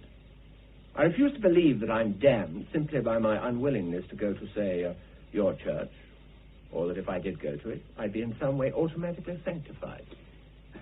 Your arguments are hardly original. I'm not arguing, and I'm not claiming that what I say is original. It is my duty to tell you that I believe you are jeopardizing your immortal soul. And I must ask you not to discuss religion with any members of my church. You what? I'm sure you heard quite clearly what I said. I find it difficult to believe I could hear such a thing from a civilized, educated man. However, since you're a guest under my roof, I'm struggling for an answer which won't offend you.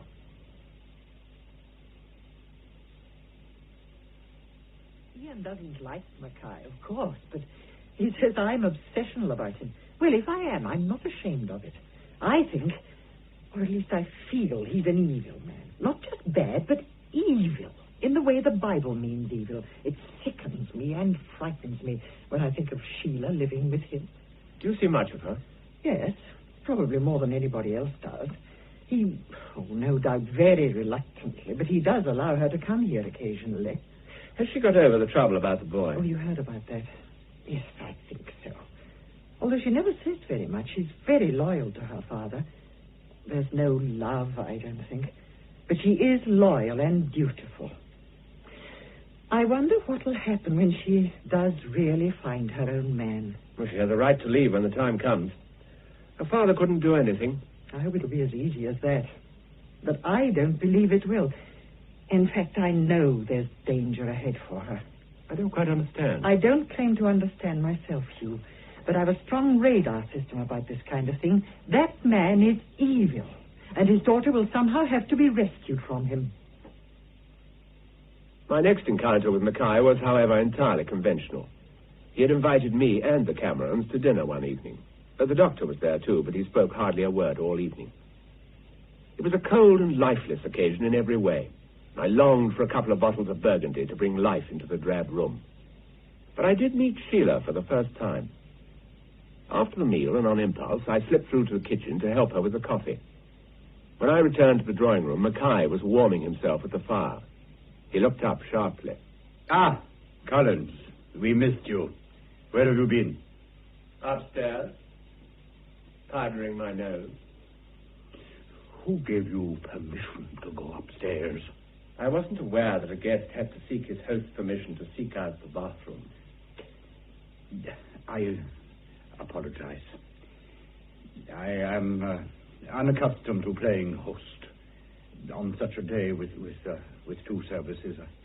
I trust you will forgive me. Of course. And you accept my apology? Of course I do. The thing's over. Excuse me, Father. Coffee, Ian? Oh, thank you, Sheila. I was telling Sheila what a wonderful library Mr. Collins has. Yes, Father. I wondered if I might borrow some books from you, Mr. Collins. It's quiet here in the winter and I love reading. Would you mind? Absolutely. Come over any time. Take what you want. If I'm not there, well, never mind. Maggie will be. It's very kind of you. I shall rely on you, of course, not to permit anything I might consider unsuitable. Oh, but how's he to know? I mean, is there what's it called, a codex in your church? Lovely coffee, Sheila. Thank you. Your daughter is an excellent cook. And I? You, I find difficult. I might say the same of you. You are a disturbing influence in our peaceful village. Then regard me as a challenge, or a cross to be borne. In any case, we must learn to live with each other. No good can come of quarreling, neither to you nor to me. Sheila did indeed come to borrow books, and from then on she became a fairly regular visitor. I used to wonder if she was choosing days when her father was away, but she never spoke of him. In the early spring, I had another long-term visitor, my young cousin, Bill, from London. Bill's a medical student, a good deal younger than myself. His mother married pretty late in life. We'd always got on well together. He was a very keen fisherman, and during his visit, he was off almost every day trying the streams for trout. But one afternoon, when I returned from a walk, I was surprised to hear his voice coming from my study. I thought at first it was Maggie he was with. When I opened the door, I found someone else with him. She was about to run away, Hugh, but I persuaded her to stay. I should think so. I must go now, though. I didn't mean to stay so long. Nonsense. I'm sure Hugh was going to invite you to tea. Of course. Couldn't you stay for once, Sheila? No, I really have quite a lot to do at home. What? What have you to do that can't wait? Well, my father, he's rather particular about regular hours. He'll be expecting tea. Let him have it then at precisely the regular hour. Only today, let him make it himself. No, I'll go and tell him. Oh, no, you mustn't. Bill, it's not so easy. I would like to, but I mustn't. I can't, really. Oh, well, I'm sure Hugh will invite you back very soon, then. Sheila knows there's an open invitation any time. Tomorrow, and arrange to stay for tea, all right? Well, not tomorrow, but perhaps later in the week if I'm going... what? Bill. I'd like to come if I can. Thank you. Thank you again, Hugh. Goodbye. Well? Well, what? Why didn't you tell me? And don't say tell me what, because you know very well what I mean. Listen, why all the mystery? Well, even the little I knew of it then was difficult to explain rationally to Bill. But he wasn't very much concerned in any case. He was much more interested in the practical question of how to make sure of seeing Sheila again before the end of his visit. Strangely enough, I'm not sure whether they did meet again at that time or not. Sheila wasn't able to come to the house, but they may have seen each other before Bill went back south. I don't know. Bill didn't say much about it. In fact, it wasn't until about a week after he left that I was made to think of it again. I'll come straight to the point, Mr. Collins. You had a young man staying with you recently? My cousin, yes. He appears to have met my daughter. Yes, he did. She came to return some books of mine, and it so happens Bill wasn't fishing that day. If you're interested to be told why he wasn't fishing, it was because the sun was too bright. It may interest you to know that my daughter has received a letter from him. I do not approve of this clandestine meeting, but I approve even less of correspondence arising from it. There was nothing clandestine about it. I know, because I was there too. Didn't Sheila tell you? I haven't discussed it with her. So, you open her letters? I have her interests to protect. Bear in mind, she has no mother. Obviously, it's my duty to tell Bill that his letter was never received. It was received by me. And it will be received by Sheila in due course, along with my views on the matter. You might care to read it. No, thank you. Then I'll tell you. He says he is returning in the summer and looks forward to renewing her acquaintance. Doesn't sound like a very passionate declaration. They will not meet in the summer. What are you going to do with her? Clap her in arms? You choose to be facetious. I must admit, I do think it's very funny. You seem to miss the point, Collins. I have been tolerant of you for long enough, but I absolutely forbid you to permit this man to have anything further to do with my daughter, and I shall hold you responsible. For what? For a friendship which maybe doesn't yet really exist between two adults? What a dirty-minded man you are. I'm warning you. If anything comes of this, you'll regret it. Please don't threaten me.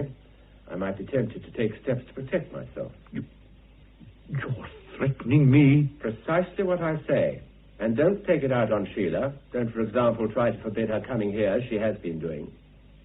Oh, Maggie, would you be kind enough to show Mr. Mackay out?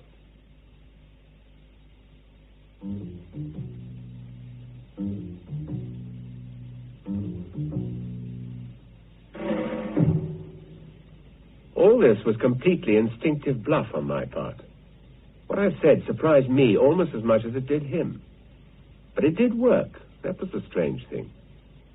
The idea had come into my head that this man didn't treat me as he did others, that he was for some reason a little afraid of me. And when I had suggested that he must feel insecure, he'd reacted. But why this insecurity? And how could it be connected with my presence? And now the notion had taken hold of me that he actually considered me as potentially dangerous to him. If Sheila had been forbidden by him to visit my house, I don't think she would have come again. But on the following Thursday, which was her likeliest day for getting away, she did come. Hugh, when did Bill leave? At the beginning of last week, as he planned. He said something about possibly writing to you, did he? No, I haven't heard. That's strange. He seemed quite definite about it. Or perhaps his letter got lost in the post. Of course, he may have forgotten. He must have. Hugh, Yes? could you ask him not to write? Of course, if you say so. But why? It's just, well, Father's rather strange about that kind of thing.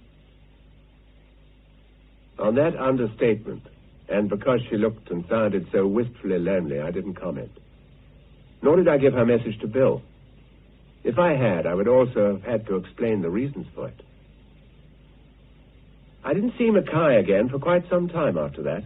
Indeed, I'd half forgotten the questions and mysteries which he stirred up in my mind when, about the end of May, the story took a quite different and unexpected turn.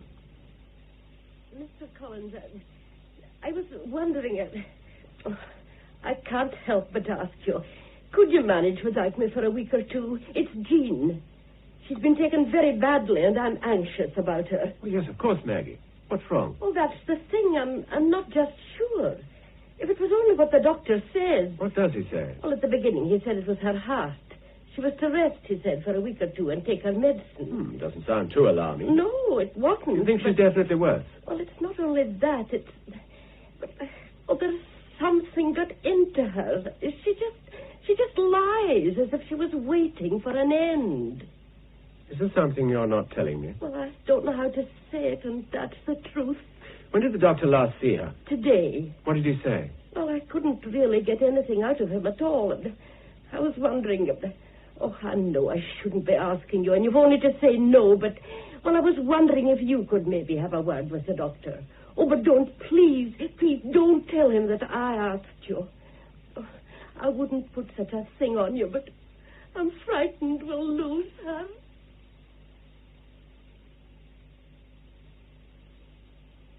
I gave her the diagnosis and prescribed treatment. And you said that after rest and treatment she'd be all right. That's correct. Maggie thinks she's worse. What do you think? She is worse. What would you say is going to happen? I can tell you what's going to happen. She's going to die. How do you know that this is going to happen? Call it experience, if you like. And I'll tell you something else which may surprise you. I'm quite sure Maggie also knows that her cousin is going to die. Did you tell her? No. Then how could she know? I suggest you ask her. What happened to make you change your mind about this patient? Medically speaking, nothing. Have you thought about taking a second opinion? It could be arranged, but it wouldn't make any difference. Well, don't you think it's your job to arrange such a thing? And to get your patient into hospital if need be, or get a specialist to see her? I'll pay the bills, if that's what's worrying you. I'm not a bad doctor, Collins, although I say it myself. You can get the College of Physicians out if you like, but she'll still die. Because she expects to die. She what? You heard what I said. Her fibrillation is controlled. Her fluid output is up. Her lung bases have cleared. But she'll die. All right, I accept what you say. And I'm inclined to think I may owe you an apology.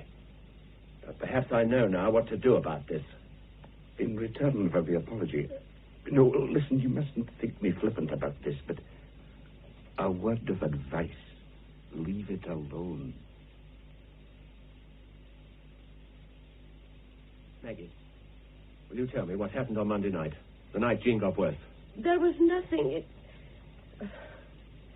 There was nothing out of the way happened. Maggie, for all our sakes, you must tell me. If you want to help Jean, you must tell me. It was only that... the minister came. Were you there, Maggie? No. You didn't hear what he said to her? No. But you know, don't you, what he put into her mind? I think so, but how would anybody believe it? Is there anything you could do for her?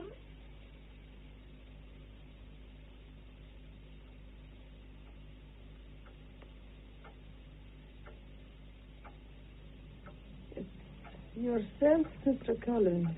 Yes, Jean. I've been to see the doctor. Yes. He says you're going to get well again.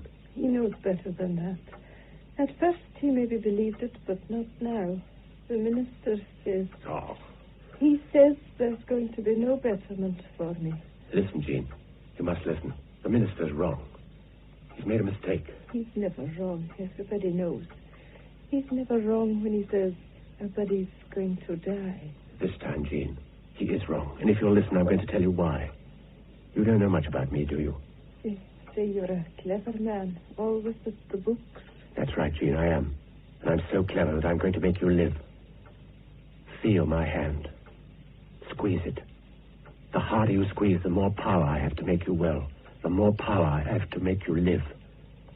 You're not going to die. I'm a clever enough man to know that you're not going to die. Nobody dies until their time comes. I know that your time hasn't come. It hasn't, I know. It won't come for a long while yet. So you can't die.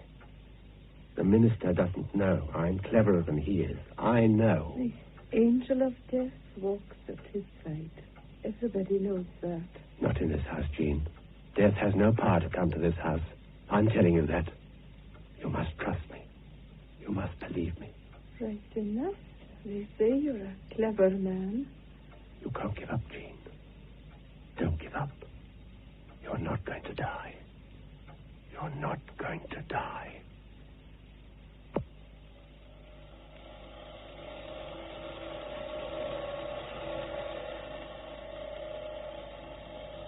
And so, repetitively, endlessly, through the long twilight, feeling my own foolishness, I went on, driven by the feeling that it was somehow necessary to force this one fact into the poor woman's brain, deliberately building up crazy fantasies about my own power in the feeble hope that superstition in her own mind would do the rest, that she would be forced by her own superstition to live, just as previously her belief in Mackay's power had been forcing her towards death.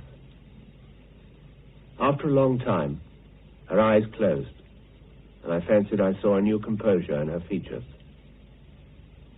Afterwards, a consuming weariness of mind and body almost overcame me. I managed to get home and found some refuge in sleep. But it was a sleep filled with nightmares, and soon interrupted. Collins, come on, wake up. What are you doing here? You must wake up. What did you do to Jean Mackenzie last night? Jean?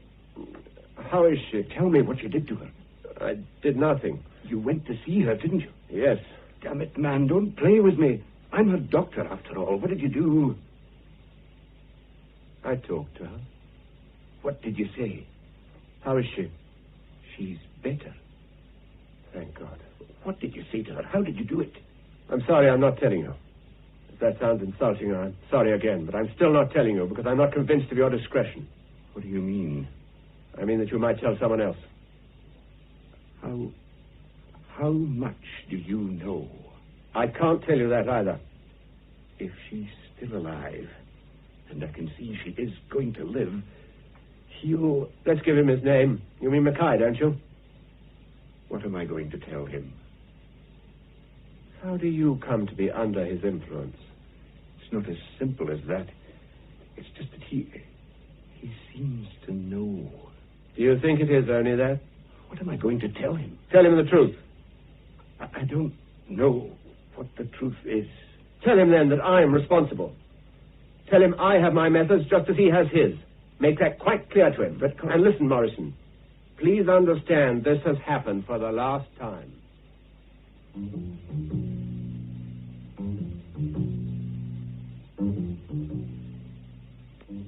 Welcome. Yes, of course, Jefferson. Come in. I'll not be having many visitors these days. That's the trouble about having supernatural powers. It makes ordinary mortals shy of you. What do you mean? You know very well what I mean. You can't go about laying on hands and raising the dead without the word going round. And, of course, these stories tend to grow. You've got quite a tally of small miracles to your credit now, you know. So, what are you going to do about it? For a start, I'm going to try to stop you talking nonsense. No, but seriously, Hugh. Morrison asked me the same question, but I don't know the answer. Listen, Hugh. None of this is news to me. I've known a bit about it for a long time. So, in a way, has everybody else in this parish. Tell me what is known. People become ill. They're expected to get better. Mackay visits them, tells them their time has come, offers up a pious prayer or two, and departs. Within a couple of weeks, there's another funeral, and that's that. Oh, in a way, it doesn't add up to very much. Just the odd fact that Mackay is so often right, and the doctor so often wrong. But there's still a great deal of it which is unknown to as far as I'm concerned. For instance, how is it done? Well, that strikes me as being the easiest part of it. Oh? You've got superstitious people, or if you like, imaginative, sensitive people with a long tradition of belief in, let's say, pagan things with their roots away back before Christianity. Mm-hmm. Beliefs that still survive, even if only unconsciously. Look, people live their lives on two levels. The ordinary, everyday life we know, and a deeper inner life, which is seldom mentioned. Yes, I can see that. Well, if you take a man like Mackay, with his physical appearance and personality, and if you give that sort of power, and then put him in a position to exercise it over people like these, well, you make it very easy for him. People are already convinced of his spiritual, even when they're well. If they're ill and thinking about the possibility of death, it wouldn't take much in the way of suggestion, like almost a kind of hypnosis, to push them over. Just an idea. The one thing I'm sure about is that somehow he removes the will to live. Why do you think he does this? Have you any ideas about motive? There's no motive. That makes him mad. Well, I think there is a motive, a definable one. In fact, I'm surprised you haven't thought about it, because it's very much in your line of study. What do you mean? I mean, sacrifice. Oh, I know, it's not the sort of thing that bears thinking about. I don't suppose you've ever seen this before. What do you mean? It's a book about this kind of religion we've been trying to define. Have a look at the title and the author. 30 Years in the African Mission Field by Matthew Mackay. That was my clue. Didn't you know he'd been in Africa? No, but it makes sense of a few mysteries, doesn't it? Mind you, I wouldn't put much money on his having been a missionary for 30 years, or even being a real missionary at all.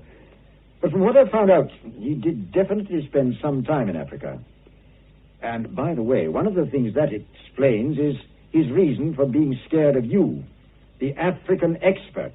Oh, all right, don't be modest. Maybe you're not an expert, but the point is he thinks you are.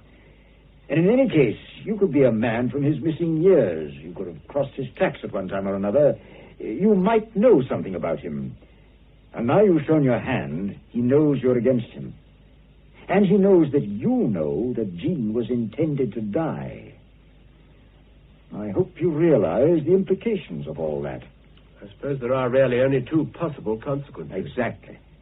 Either he does nothing more, now or ever again in this place, or he gets rid of you.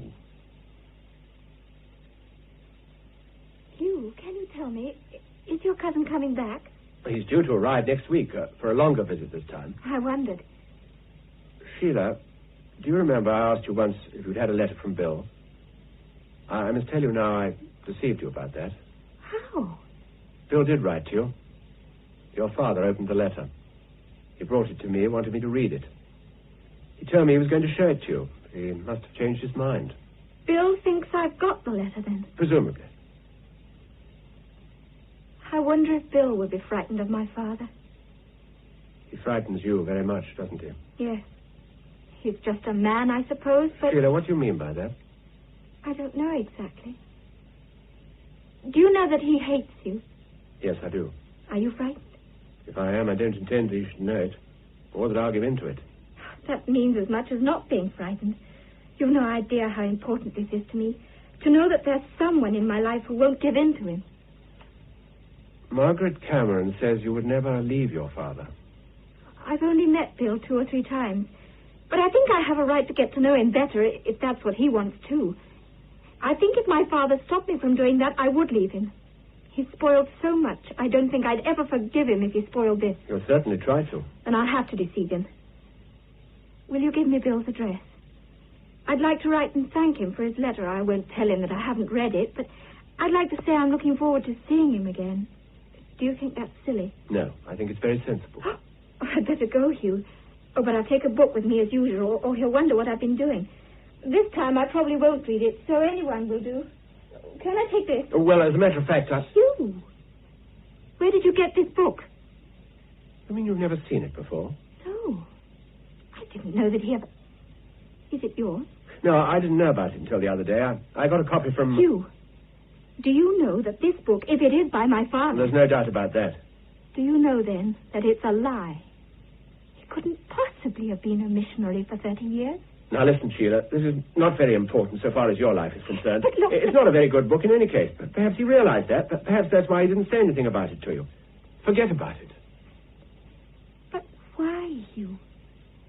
There's so much I don't understand.